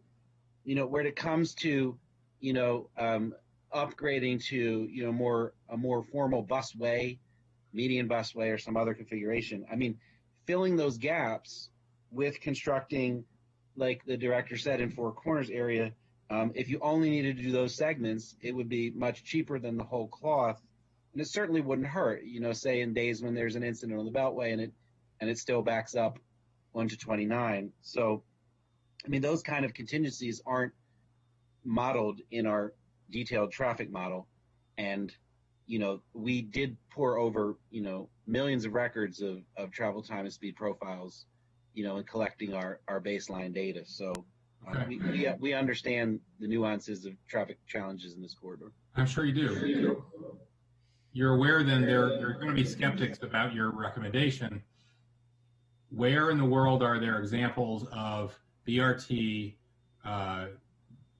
being successful in an HOV environment like this? So in the United States, there are 500 miles and 16 states that use, some kind of modified shoulder for, carpool HOV or bus lane. Mostly on high-speed roadways like freeways or more limited access arterial roadways. There's a lot fewer that would do it in an area, little more urban, like the Burnt Mills area. Alexandria US 1 is one example that runs a curbside bus and carpool lane. It doesn't operate the greatest, but it's been out there for a while. So that is one thing we would point to, but we're happy to produce more case studies about it. But again, we just wanted to be as efficient as we could, with coming out with a shorter term alternative, recognizing the longer term vision. How does your answer include, if I'm driving in Baltimore on, I think, Howard Street or something, I'm using a lane and I have to get out of the way for the MTA light rail that comes through, right? And I'm sure in Seattle and other places too, I'm using a shared lane like that with a light rail, not a BRT solution. Right. So we kept it. That's a great question. That's really urban mixed traffic. We tried to keep, or we did keep in our recommendations, the buses on the left side in this concept, so that like in those transition areas that you mentioned, it's really the cars that would have to, the general traffic that would shift and jockey, as they do today when it narrows heading south across the bridge over New Hampshire Avenue, and not the HOV and buses, that they would have that seamless left lane ride all the way through. And we would employ as much technology as we needed to empty out those left turn lanes and keep that lane free flowing. Okay. Anyway, those are all mine for now. Colleagues, other ones? Sure. Thank you for that. And I know that the chair was talking about the community input, and clearly we've been having conversations with the communities for a while. He and I, for many years, had conversations, about this project and with the community as well. And just for the record, want to state that the East County Citizens Advisory Board, the Sierra Club, and the Coalition for Smarter Growth have all submitted letters of testimony in recent days calling for the median bus lane. And so when we're talking about community input, let's just add that to the record as well. And I appreciate the questions that were just asked about HOV bus lanes and the utilization of them. I'm not familiar with any similar type lanes, in urban, densely suburban local corridors. I know that our highways have them, Route 66 has them, and other interstate type roads have them, but none in a residential commercial corridor that I'm familiar with. And I guess Route 1 maybe in Northern Virginia with the notation that it doesn't work very well over there. And so one thing I'd like to add to the mix and would request of DOT is that we take a look at some of the elements of the original proposal that was put forth by members of the community, the Smoot-Emerson proposal, if that's what we're calling it. And one of the things that has concerned me during this conversation, it doesn't concern me, but that I continue to have questions about, is the incredible backup time that has been estimated for northbound traffic. Once it, I guess, from the Beltway to Four Corners University, or I guess it's from Sligo, not looking at the map, so I guess from Sligo up to University, some of that backup. One of the things I'd like to recommend is that we rethink that area for repurposing it for a pilot lane, and it's my understanding that similar pilot lanes for dedicated bus are being devised in other parts of the county. And if it is true that those concepts are being devised in other parts of the county, I think it makes absolute sense to try it out here rather than dismiss it based on the presumptions that have been made. Is that something that we can do? Well, we can certainly, you're right, we are looking at doing some of these in other locations, principally Wheaton and Germantown. And we can explore doing it here. I would just note that the traffic conditions that we would be doing it in are not typical. So right, but I don't know when they will be typical, but right, they don't certainly don't correspond to what's modeled. I understand, and this is the normal that we're in, right? And so we have to have try something. In my estimation, we have to try something. But if we recognize that now is not normal, and I understand that, although I just did attend a transportation planning board meeting, and I believe in the DC region they said that traffic levels are back up to about 80% of normal. So we're not far off. It is certainly not what it was back in April or May, where there was hardly a car on the road, but we're inching back up to what normal is. And so I think it is absolutely worth trying that to see how it models in real time. So that's what I would ask for. And I shared my overall thoughts earlier in this conversation that I was not supportive of the path that has been taken to date over the last however many years, clearly more than a decade, as more work has been gone on. And that predates a lot of people's time. And I think that just because we're a penny in, we don't need to be a pound foolish.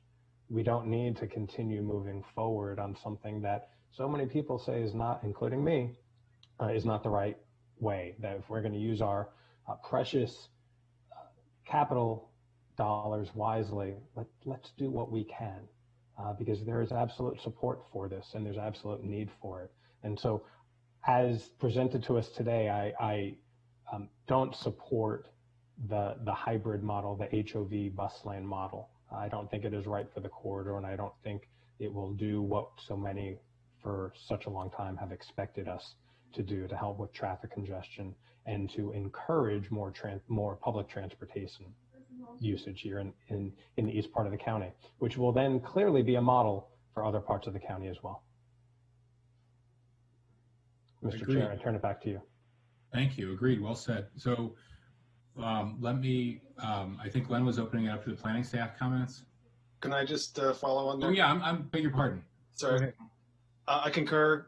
Appreciate Councilmember Glass, laying that out. And what I'd add to that is we presently have a diminished amount of vehicles on the road, and we've been pretty bold about experimenting with road closure for a variety of other purposes. We could do it for buses. We have not yet used this crisis to, for what it could be used. There's fewer cars on the road now, and we could definitely put in place a quick hit temporary bus lane, acknowledging that that's not a long-term solution as it would be. But as we both think about studying, or I support study. I don't want to approve this. I support a better option and really getting the details of a better option. I don't think we should pick a less desirable option for $50 million for this whole corridor. I think $100 million is a generally acceptable amount of money over 6 years, or maybe it will even be longer. There may be construction phasing that makes it a longer period of time, but it's the full option that we should be going for. And then, as a really initial incremental step, can we even do some quick treatments to get the ball rolling? So that's my general, that's my position. Thanks. Okay. Is the planning chair still here? Yeah. Yeah, so this is Jesse. We addressed a few of the planning board's comments earlier. Oh, sorry, Casey, did you want to chime in? I mean, I shrunk the planning chair. Yes, Mr. Anderson. Oh, sorry, I didn't hear you. Yeah, if you're looking for comments, Russ, I mean, I think that what Councilmember Reamer and Glass are saying is absolutely right. The reason that we were hesitant to say don't move forward is because I think we all feel that, I worked on I think I was appointed to the Transit Task Force in 2011, and it's now 2021. And we just got Flash going, but it's basically operating in mixed traffic. I mean, it's a big upgrade to local bus service, but it's nowhere near what we were ultimately hoping for. And I think this point about the money is really important because, while it's true, we need to be mindful of the fact we live in an era of constrained resources. I think that what Councilmember Reamer said earlier is absolutely on the mark. I mean, the BRAC intersection improvements widened 4 intersections and cost $212 million. So I think that you have to put in perspective, transportation projects are really expensive. They just are. The Purple Line is very expensive. The governor is pursuing a managed lanes project, which I think is, I think this $9 billion number he's thrown around is just like, I don't think it's really defensible. Honestly, I don't think they know what it'll cost. I think it'll probably be much more than, they'd be lucky if it's less than 10 or $11 billion. So given the amount of money you have to spend to do anything in the transportation world, it's worth doing this right. And so our perspective is simply that we don't think, honestly, that this study was complete. It did not provide complete insight into all the questions that I think you would want answered about what's possible in this corridor. It made certain assumptions about what should be on and off the table, and we think that we can do much better. But we are very reluctant to say stop everything because we're already a decade into the planning of these bus rapid transit corridors, and we feel like, and I know people in East County, I'm an East County homer from way back, and I have a chip on my shoulder about it, like a lot of people in East County, that we're way overdue for seeing some more investments in, particularly in transportation infrastructure. So I wholeheartedly, and the planning board wholeheartedly, I think agrees. I can speak for all of us in saying we agree we have to do better, and we should not view this as the end point. But we would sure like to see something move forward to start advancing this and not wait another couple of years and spend hundreds of thousands of dollars doing more study before anything happens. Okay. Thanks. Dr. Orland, what's next? I'd like to share my comments if I could. Several things. First of all, this project is very different than prior BRT studies because for for 355 and for Veersmill Road, we were looking strictly at the transit project, and there was and very little else. It wasn't trying to improve mobility for all modes in the corridor. The managed lane option tries to do that, and so as a result, the scope is much larger, the cost is much larger than it would need to be if we weren't just concentrating on the transit, which is the reason we got started in this in the first place. So covering the other elements first before getting back to the transit element of it, I would look to pare down considerably the other elements. The intersection improvements, the roadway improvements, the 6 that Corey mentioned. We certainly agree that the Beltway ramp from southbound 29 to westbound 495 is critical because we need more storage space for that back and to move it off of southbound 29, even if all you're doing is moving it onto that ramp to basically free up space for buses to run run through there without much delay. I would think the other one would be the New Hampshire Avenue widening, the US 29 widening over New Hampshire Avenue. Corey mentioned, though, the DOT thinks that the Sligo Creek Parkway intersection is more important. Whatever it is, I think 2 of them is what's needed. The other 4 they're all good projects, but they're for purposes which are really not central to the BRT itself. It's for general mobility. And so I think it's important to rein in a bit the cost of this and the scope of this to the core purpose of the project, which is to improve transit service in the corridor.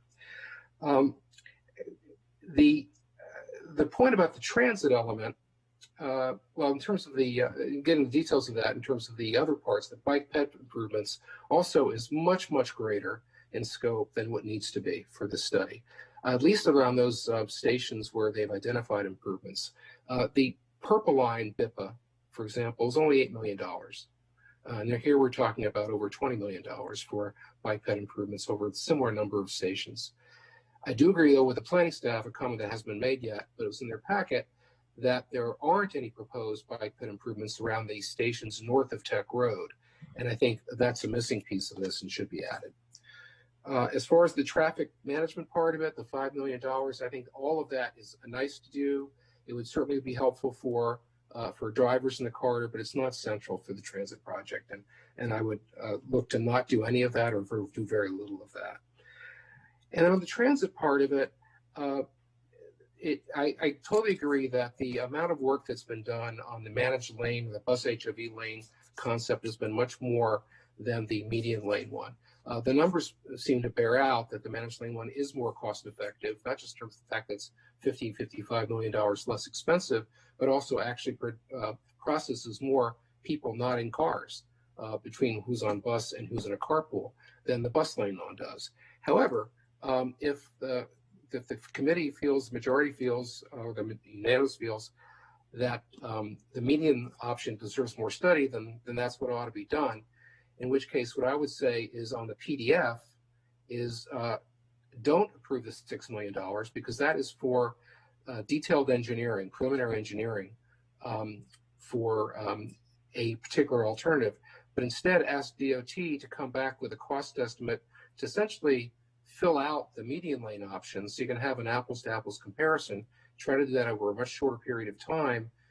And then that amount of money we put in the CIP this year, either as FY21 supplemental or an FY22, And then when that analysis is done, come back one more time and show the real apples to apples between the median lane option and the bus HOV option for what many people probably think is a fair comparison. But where I think I disagree with both DOT and the planning board, and I agree really with Mr. Reamer, no more interims. We spent $31.5 million in Flash. We're talking about spending, if we do the entire scope of bike path improvements, traffic management improvements, intersection improvements, and the BRT improvements, depending on the option, either $100 or $150 million on top of that. I don't think we should be doing one and then the other, something in the future, because be perfectly frank, if we do the median, if we do the bus HOV option, that's all most people are ever going to see. We may eventually get to doing a median BRT. I think we're talking at least 20 years, because you have still a very heavy expense here, and you have a queue of BRT projects that are people waiting for. New Hampshire Avenue, people waiting for that for a long time. Veersmill Road hasn't been funded yet. 355 hasn't been funded yet. The North Bethesda Transitway is in the CIP for planning. So do we come back a second and then a third time to US 29 anytime in the next few years? I don't think that's realistic. So I think what has to be, you need to make a decision at some point, maybe now isn't the time, as to whether the next version of the 29 beyond Flash is either the median BRT or a tweaking of that, or a more detailed version of that, or the bus HOV option. So again, it depends on what you decide about that. But if the majority of the committee says we would prefer more looking at the median BRT, then I would suggest let's ask DOT for the cost for filling out that study. They can come back to the committee on February 24th, which is when you're taking up the rest of the CIP for transportation, and make that change to the PDF then, and approve just that amount of money. And then when that work is done, come back one more time to T&E, planning board as well, and try to address these issues that many people have brought up, including Dan Wilhelm, as well as Sebastian Smoot and Jane Lyons and Tina Slater. And let's just do this again at that point. But think in terms of one project more, not two. I'll add one more point, certainly a more minor point. Whatever money is funded, if you do decide to go with the $6 million, it can't be general obligation bonds. It has to be current revenue because it's planning. I've already talked to OMB about this. They can make a funding switch. That's not a big deal. And also, this should be characterized as a mass transit project, not a roads project. People do pay attention to the CIP and they look at the categories. And if they see another $50 or $150 million being spent on this project and think it's a road, that would be, a misnomer. So I recharacterize this as a mass transit project. And with that, those are my comments. Good cautionary tale. Mr. Hooker, if I could Please. Offer a few things on Glenn's comments. This was a roads project when it started because the idea was to improve the performance of the road and the transit being one of the users on the road. So it was appropriately characterized, and it actually wasn't advanced by the BRT team within our organization. It was advanced in our engineering division as a roads project, and that's part of the flavor I think we're seeing in the conversation here today. Is it seems like the committee is more interested in it being a focused transit project than a corridor enhancement project as it was viewed.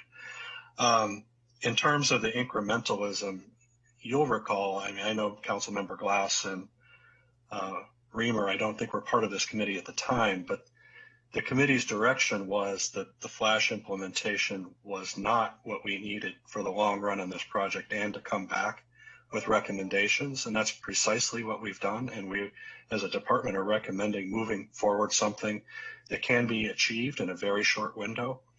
As I mentioned at the outset, we don't argue with planning department and others who say we need to continue to focus and build a more robust BRT on this corridor, but the approach that's been taken has got us to where we are, and I think that's a very effective step. Building the median lanes will take several years longer than what's recommended here because there is very little construction in what we recommended. I just want to make those points, but I understand where the committee is, and we look forward to getting the specific direction you'd like to give us, and just recognize that without that direction and without the sorts of measures Glenn mentioned, there is no progress to be made here because this particular element of the program is done. Mr. Chair, if I could just jump in, I appreciate the context and the roadmap that Dr. Orland provided, right?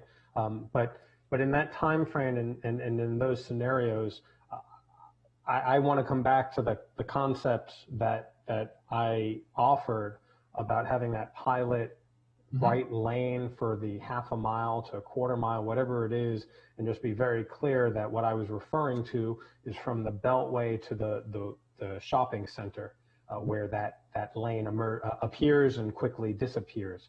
And I think this would clear up a lot of confusion about the study that was done claiming that, 2 miles of traffic would be caused if that half a mile, quarter mile disappeared. Right. What's the downside of doing that, Director Conklin? No, happy to pursue that. We don't control doing it, but we're happy to pursue getting something like that implemented. And we're going to be having other similar conversations, as I mentioned, with the State Highway Administration about a few other locations we'd like to do that in. So now that you mention them, I've been meaning to ask, what does the aforementioned administration think about these two alternatives? Do you have an opinion? Which administration? State Highway? Highway, yeah. It is. Yeah. They like a lot of the tools in the bus HOV lane package. I think they see the construction challenges with the other, but they have been a good partner in working on us with whatever concepts want to be advanced. We consulted them about the recommendation we were planning to make, and they reviewed the whole study, and they were supportive of the recommendation. I don't think that means that they're opposed to the median busway. I don't want to make that claim for them. Right. Well, and on the other hand, while we all would look forward to a day in which they would fund this improvement on their right-of-way, are they more likely to fund one alternative than another? I think they could, given the scale and the types of improvements, I would imagine it's easier for them to envision participating in the HOV bus lane concept just because it's not a major capital investment with lots of backhoes and plans and relocations of utilities, just a much simpler implementation that I think they would be more willing to participate in financially. But again, their budget is as strained as ours, so I don't think they're looking for new places to obligate their funds, as you mentioned. Yes, until the feds come to the rescue. Okay, so where do you want to go, colleagues? Is it true that there's no downside for DOT to look into the pilot program that Mr. Glass describes? I think there's no downside. I don't see one from my perspective. Like Director Conklin said, we are looking to engage the state to talk about some other pilot opportunities, so we could add this one in as something for them to consider. And there's no downside to what Dr. Orland said about asking DOT to complete the study of the median alternative, correct? The only downside is the passage of time. And money. They don't have any money in their budget to be able to do that. So I think we need to provide them some money to do that. How much are we talking about? Well, this is what I was hoping they could spend some time to think about it and come back to the committee in a couple of weeks and tell us, at that point. Okay. And as well as how much time it would take. Right. Colleagues, is that fine? Seems like a good next step. Okay. Seems like the majority of the committee isn't wild about your option, your recommendation, and is interested in the other one and would like to see further study, even if it costs a little bit of money. And we'd welcome you to come back to us with the amount of time and money that would cost. Is that all accurate? Okay. Appreciate the committee's consideration. Thank you. Okay. Thank you. Is that it, Dr. Orland? We have the next, go on to the next item. Well, we're done with that. item one. Okay, thanks to all of you who worked on item one. We greatly appreciate all your hard work on this. Okay, this one won't be as quite as Around long. item two, it's going to be a thriller. This is as you pointed out, Mr. Hucker, at the beginning of the meeting, this is a project that's part of the BIPA Wheaton CBD project. It's been under planning for a while. The first phase of facility planning is done. They developed 5 alternatives, and so I'm going to turn it over to DOT again to present those alternatives, and then planning staff has a definite recommendation as to what to carry forward into phase 2, and to alleviate the tension. I'll say right now that I agree with the planning staff. So for the let's turn over to I guess it would be Corey or who do we got here? Actually, Angel's the project manager on Angel this. Chang. Angel, are you on? Yes, I'm on. Good afternoon. Go for it. It's all yours. Okay, let me try. Share your screen. Share my screen here. Let's see. Does it work? Can everyone see it? Good? Yes. Awesome. Thank you so much for your time. Good afternoon. My name is Angel Chang. I'm the project manager for the Amherst Avenue Bikeway. Today we're going to go through some of the alternatives that we have studied as part of the Wheaton BIPA program. So let's dive into it. So a little bit about project overview. This project is, the project limit is from Wyndham Lane to Arcola Avenue. This project is really aims to provide key connection to Sligo Creek Trail from the Wheaton CBD. It will accommodate a long distance bicycle connection from the terminus of the CBD. And from the bicycle master plan, it is recommending a separated bike lanes in both directions. And we also look into the draft complete street design guide in terms of road classification, and it is classified as a neighborhood connector between Wyndham Lane to Pritchard Road and between Blue Ridge Avenue and Arcola Avenue. And from Pritchard Road to Blue Ridge, it is considered classified as a downtown street. So a little bit about the existing condition. The typical roadway for Amherst Avenue is about 48 foot wide, which is denoted on this in this map as green. Between Pritchard Road and Reedy Drive is about 40 foot wide, which is denoted as blue from this map. And between Blue Ridge Avenue and Arcola Avenue is the narrowest section of this of Amherst Avenue, and it's denoted as orange. And right-of-way is available beyond the existing sidewalk throughout the corridor, and the width varies between 60 to 90 foot wide. Just a little bit more about existing condition. As you can see, there's 2 travel lane, through lane in each direction, northbound and southbound on Amherst Avenue. There are existing parking, on-street parking throughout the corridor in each of the segments that we're looking at. And a little bit more about the parking, on-street parking. There are meter parking throughout the Wheaton CBD. We have short-term parking between Reedy and Blue Ridge, which is this blue parking meter right here. We have some long-term and reduced residential rate meter parking, which is between southbound of Pritchard Road and Reedy Drive. And then we have residential permit parking, which is denoted in this P, orange P line on this map. And it's on various locations on the northbound of Amherst Avenue. And then finally, we have some no restriction on street parking, which is between the southbound Blue Ridge Avenue to Arcola Avenue on the north side of this corridor. So we're gonna jump right into the alternative analysis. To just give you an overview, really we're just looking into an evaluation of which bicycle facility type is best, most appropriate for this corridor, and how the extent of construction complexity and what do we do with the on-street parking. So in terms of bicycle facility type, we're looking at whether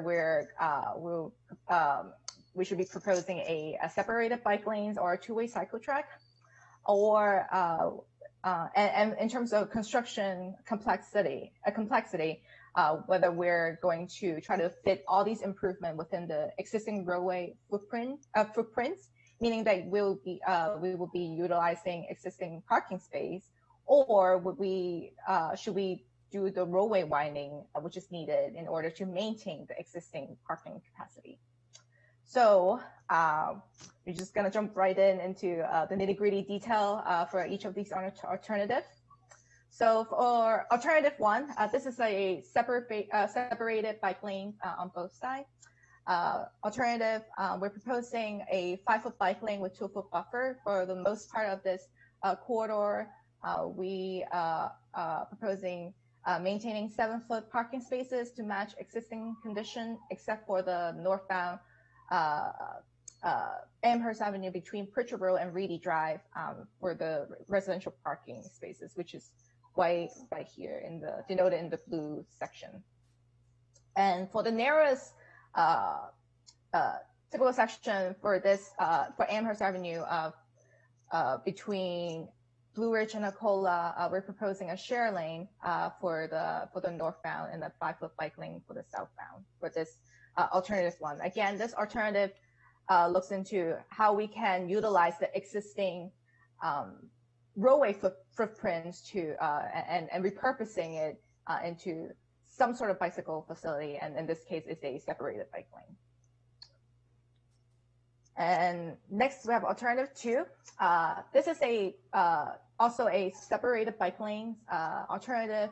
We're proposing 5-foot bike lane with 2-foot buffer throughout the whole corridor, and we'll be maintaining a 7-foot parking spaces to match existing condition. Again, we were looking to remove the northbound residential parking spaces between Pritchard Road and Reedy Drive in the blue section. But we're proposing a roadway widening between Blue Ridge and Avenue in order to have the 5-foot bike lane with the 2-foot buffer throughout the whole Amherst Avenue within the project limits. So alternative 2 is, try to utilize what we have for the most part, except for the narrow segment, which is between Blue Ridge and Akola, and widening the road in order to put in a separated bike lane with the appropriate buffer. So this is a rendering that a consultant has put together for us. This is a alternative 2 rendering on Amherst Avenue, looking south from Akola Avenue. So as you can see there, this is the buffer that we'll be putting in, and the separated bike lane on both sides, and we'll have some parking maintained and the travel lane. So now we'll go into some of the alternative 3s. So why did we look into these more additional alternatives in addition to what the bicycle master plan has recommended, which was the separated bike lane? It is because the two-way cycle track alternatives can provide a smaller bicycle facility footprints that we can try to fit within the existing roadway footprint. And we were interested in seeing if we can reduce the impacts, if we can just reduce the bicycle facility footprints on Amherst Avenue. So this is alternative 3A. It is a two-way cycle track on the southbound side of Amherst Avenue. This is a 8-foot two-way cycle track with 2-foot buffer throughout the whole corridor. And we're proposing 11-foot wide travel lanes with 8-foot parking lane. This alternative proposed to remove the southbound long-term meter parking spaces between Pritchard and Reedy. And for the narrowest section of Amherst Avenue between Blue Ridge and Akola, we are proposing a 10-foot travel lanes with 7-foot parking lane on the northbound only. And this alternative that we have looked at aim to put all the proposed improvement within the roadway footprint. So no widening for alternative 3A. So next, we have alternative 3B. So it's also a two-way cyclotrack southbound. Angel, how many more slides do you have? 12 more. You're on 12 of 24? Yes. Okay. I know at least one council member has to leave very soon. Okay. Can we just pause for a minute? At least Councilmember Glass, do you have any feedback you want to provide at this point? Yeah, pretty soon. Yeah, thank you very much, Mr. Chair. Pleasure. I think the proposal is great. And so the level of detail that you're going into now, much appreciated. I do have a hard stop at 4, but I'm fully supportive of this moving forward. Mm-hmm. Thank you so much. Okay. And Angel, while we've already interrupted you, let me ask, I've talked to the director about this, have you projected the ridership, the usage of the proposed cycle tracks there? I will have to look back into it. I don't believe we have the exact number, but we did do a traffic impact study as part of this project. If you could either, get me what you have on that, if you've already done it, or do it, that would really at least help this council member know whether it's worth the expense of, expanding the right of way and spending additional money. Thanks. Okay. All right. So I guess we're just gonna continue on this presentation. Can we try to wrap up around 4:15 or so? Yes, I'll try my best too, so as quickly as possible. So alternative 3B, this is a two-way cycle track on the southbound side throughout the whole corridor. We're proposing a 8-foot cycle track with a 3-foot buffer and widening on the east side of between Pritchard Road and Reedy Drive, which is right here, and roadway widening, and what that means is impacting frontage of the single-family houses and trees on that side. So moving forward with 3B modified, really the difference between 3B and 3B modified is where we're widening between Pritchard and Reedy. So for this, for the modified version, we're proposing the widening towards the west side, which is impacting the townhomes frontage and the trees. This is just a rendering of the cycle track where the buffer and the floating bus stop and the cycle track right here. So some of the considerations that we've looked at is the intersection at the University Boulevard reconfiguration, and with alternative 1 and 2, which is a separated bike lane, alternatives, we'll have to modify the intersection to accommodate that. And for all the alternative 3s, we'll also work with NDISHA to provide some of the protected intersection features. And on-street parking is one of the also one of the things that we have considered. Again, there are meter and residential parking along this corridor throughout the project limits, and we have coordinated with our parking division to look into the demands as well as how it's currently being used. So basically, it's currently being used as loading areas by delivery truck.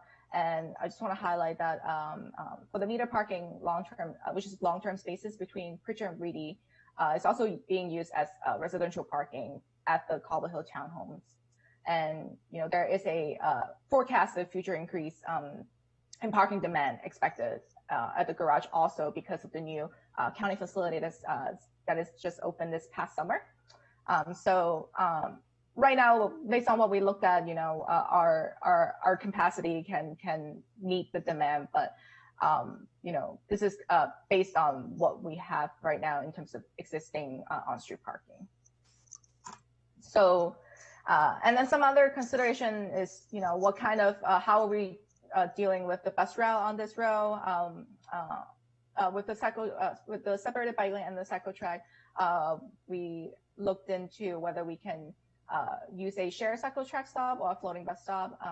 The main difference really is that a shared cycle track stop would not require any roadway widening. On the other hand, the floating bus stop would require some sort of widening. So this is really, it comes down to this. This is the summary.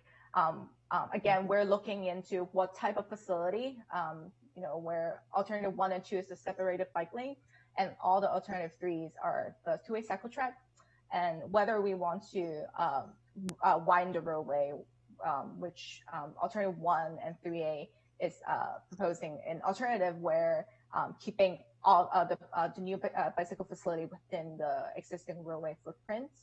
And with that, it will have no utility impacts or tree impacts or property impacts and have a lower construction cost, while, with roadway widening, it has a lot of implication when it comes to impacts in terms for utilities, for trees, and also properties, as well as the construction costs. So this is basically the summary of the alternative analysis.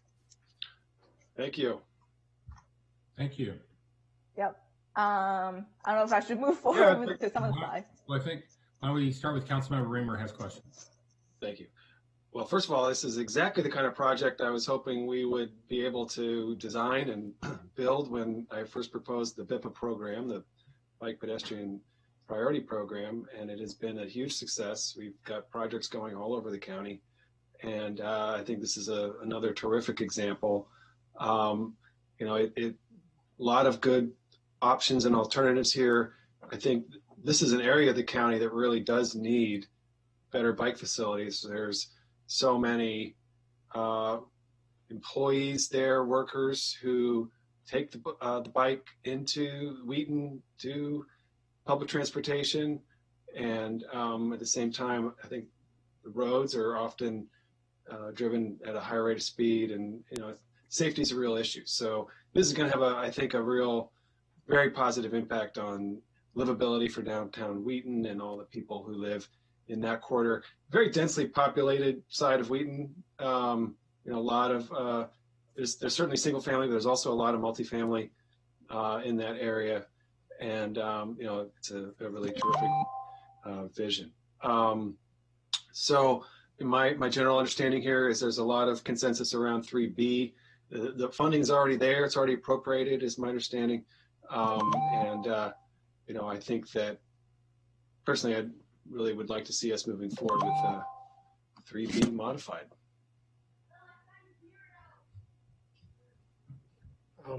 Could the planning staff talk about why they would have alternative 2 as a alternative to 3B modified if the better intersection at Amherst and University, the protected intersection at Amherst and University, isn't approved by the state? Sure. Can you hear me? Yes. This is Eli Glazier with the Planning Department, for the record. So when we looked at this project, I think our main concern was a safe crossing of University Boulevard. And what that really entails and requires is some sort of protected intersection treatment, whether that's geometric separation and some sort of signalization separation. So essentially, bicyclists can cross University on Amherst without any turning vehicles conflicting across the bikeway. And I think, as we're well aware, with University being a state highway, that a lot of the decisions about whether or not that can happen come down to what the state's comfortable doing. So our recommendation is really, our initial recommendation requires that protected intersection treatment happen. And if it doesn't happen, we have a fallback recommendation to alternative 2. Our main recommendation is for a modified version of alternative 3B modified, it's a bit wordy. And then the fallback is a modified version of alternative 2. The rationale there is, I think it's generally safer for 2 one-way separated bike lanes to cross a street without protection than a 2-way facility, because the bicyclists are moving in the same direction as traffic. So there's no sort of it's much easier for drivers to see bicyclists and for bicyclists to see drivers. So visibility is better.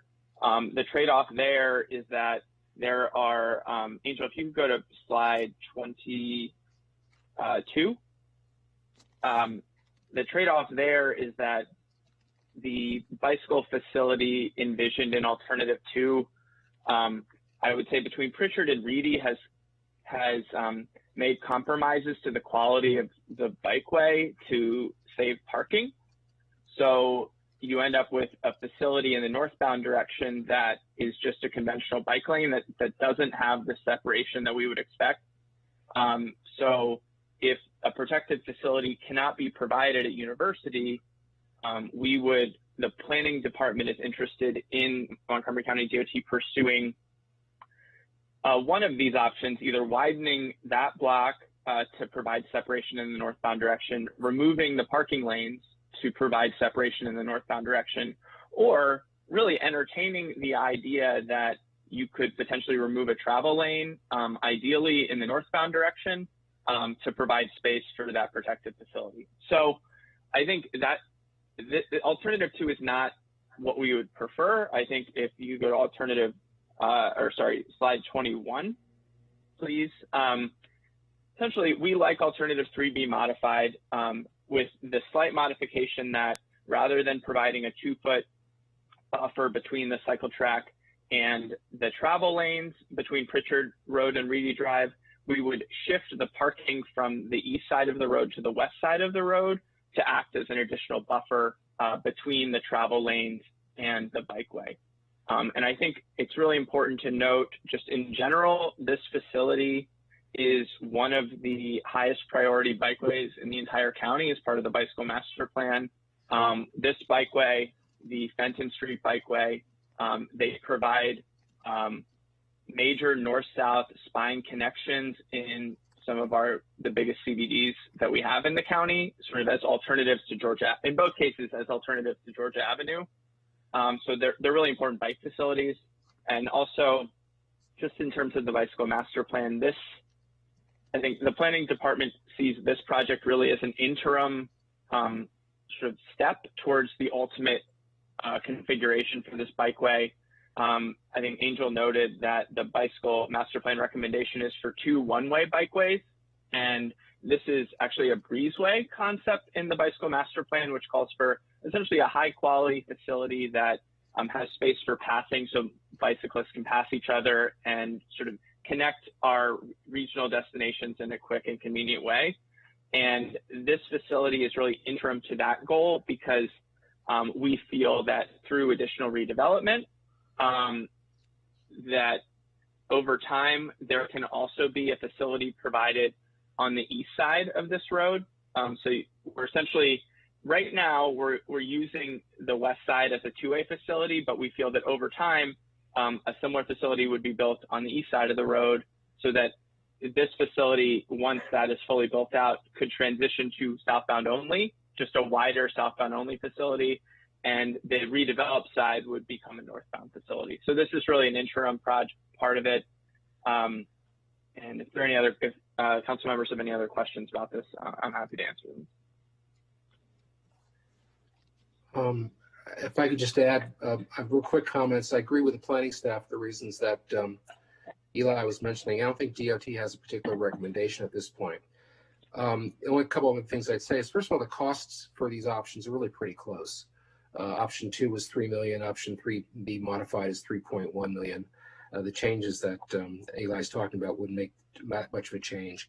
There's $2.3 million already programmed in the project, so there need to be some money added, but probably, not very much, less than $1 million, maybe around $1 million or so by the time this is fully planned.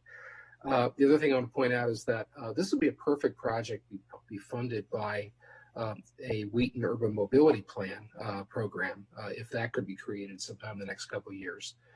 With the expanded requirements for bikeway investments in the growth and infrastructure plan, this calls out for something like an UMP in Wheaton, where basically all the new development in Wheaton can help pay for this project, because it was a help for biking in Wheaton generally, not just right along this corridor, at least for the portion that's within the Wheaton CBD proper. So with that, I'm going to recommend concurring with the planning staff's and board's recommendations. I share that view. Or that, move that. We don't need to move, but anyway, that's where I'm at. Sure. How do we strengthen our case here for the University Boulevard for that protected intersection? So we a letter. So we've already been in touch with District 3 traffic, and we have submitted a traffic impact analysis, and actually has been approved. So the next step really would just be more coordination and with a little bit more detailed design in terms of the signal modification and adding features for the protected intersection that will be sure to that will accommodate the two-way cycle tracks. So should our recommendation just be for alternative 3B then? 3B modified, I'm sorry, with rather than just say, and then showing alternative 2 as a fallback, if State Highway is okay with the idea of a signalized, of a protected intersection, then we don't need to. They generally are in agreement. We don't have like a 100% approval. It's more of the approval of the traffic impact analysis, not specifically for the signal redesign. Okay, so to be safe, it'd probably be best to still show alternative 2 as a backup. Okay. By the way, again, as mentioned earlier, the TNE is going to have a meeting on February 24th to take up the rest of the CIP. And one of the things, if we can do it, I think we'll have the time to do it, is to take up the Fenton Street cycle track. The planning board has recently reviewed it, and the facility planning for phase 1 is finished with that as well. So we could have the review for that on the 24th as well. So it sounds like there's a committee unanimous in favor of that, or not? Just double checking. Those present, yes. Those present. I don't think Evan's here anymore.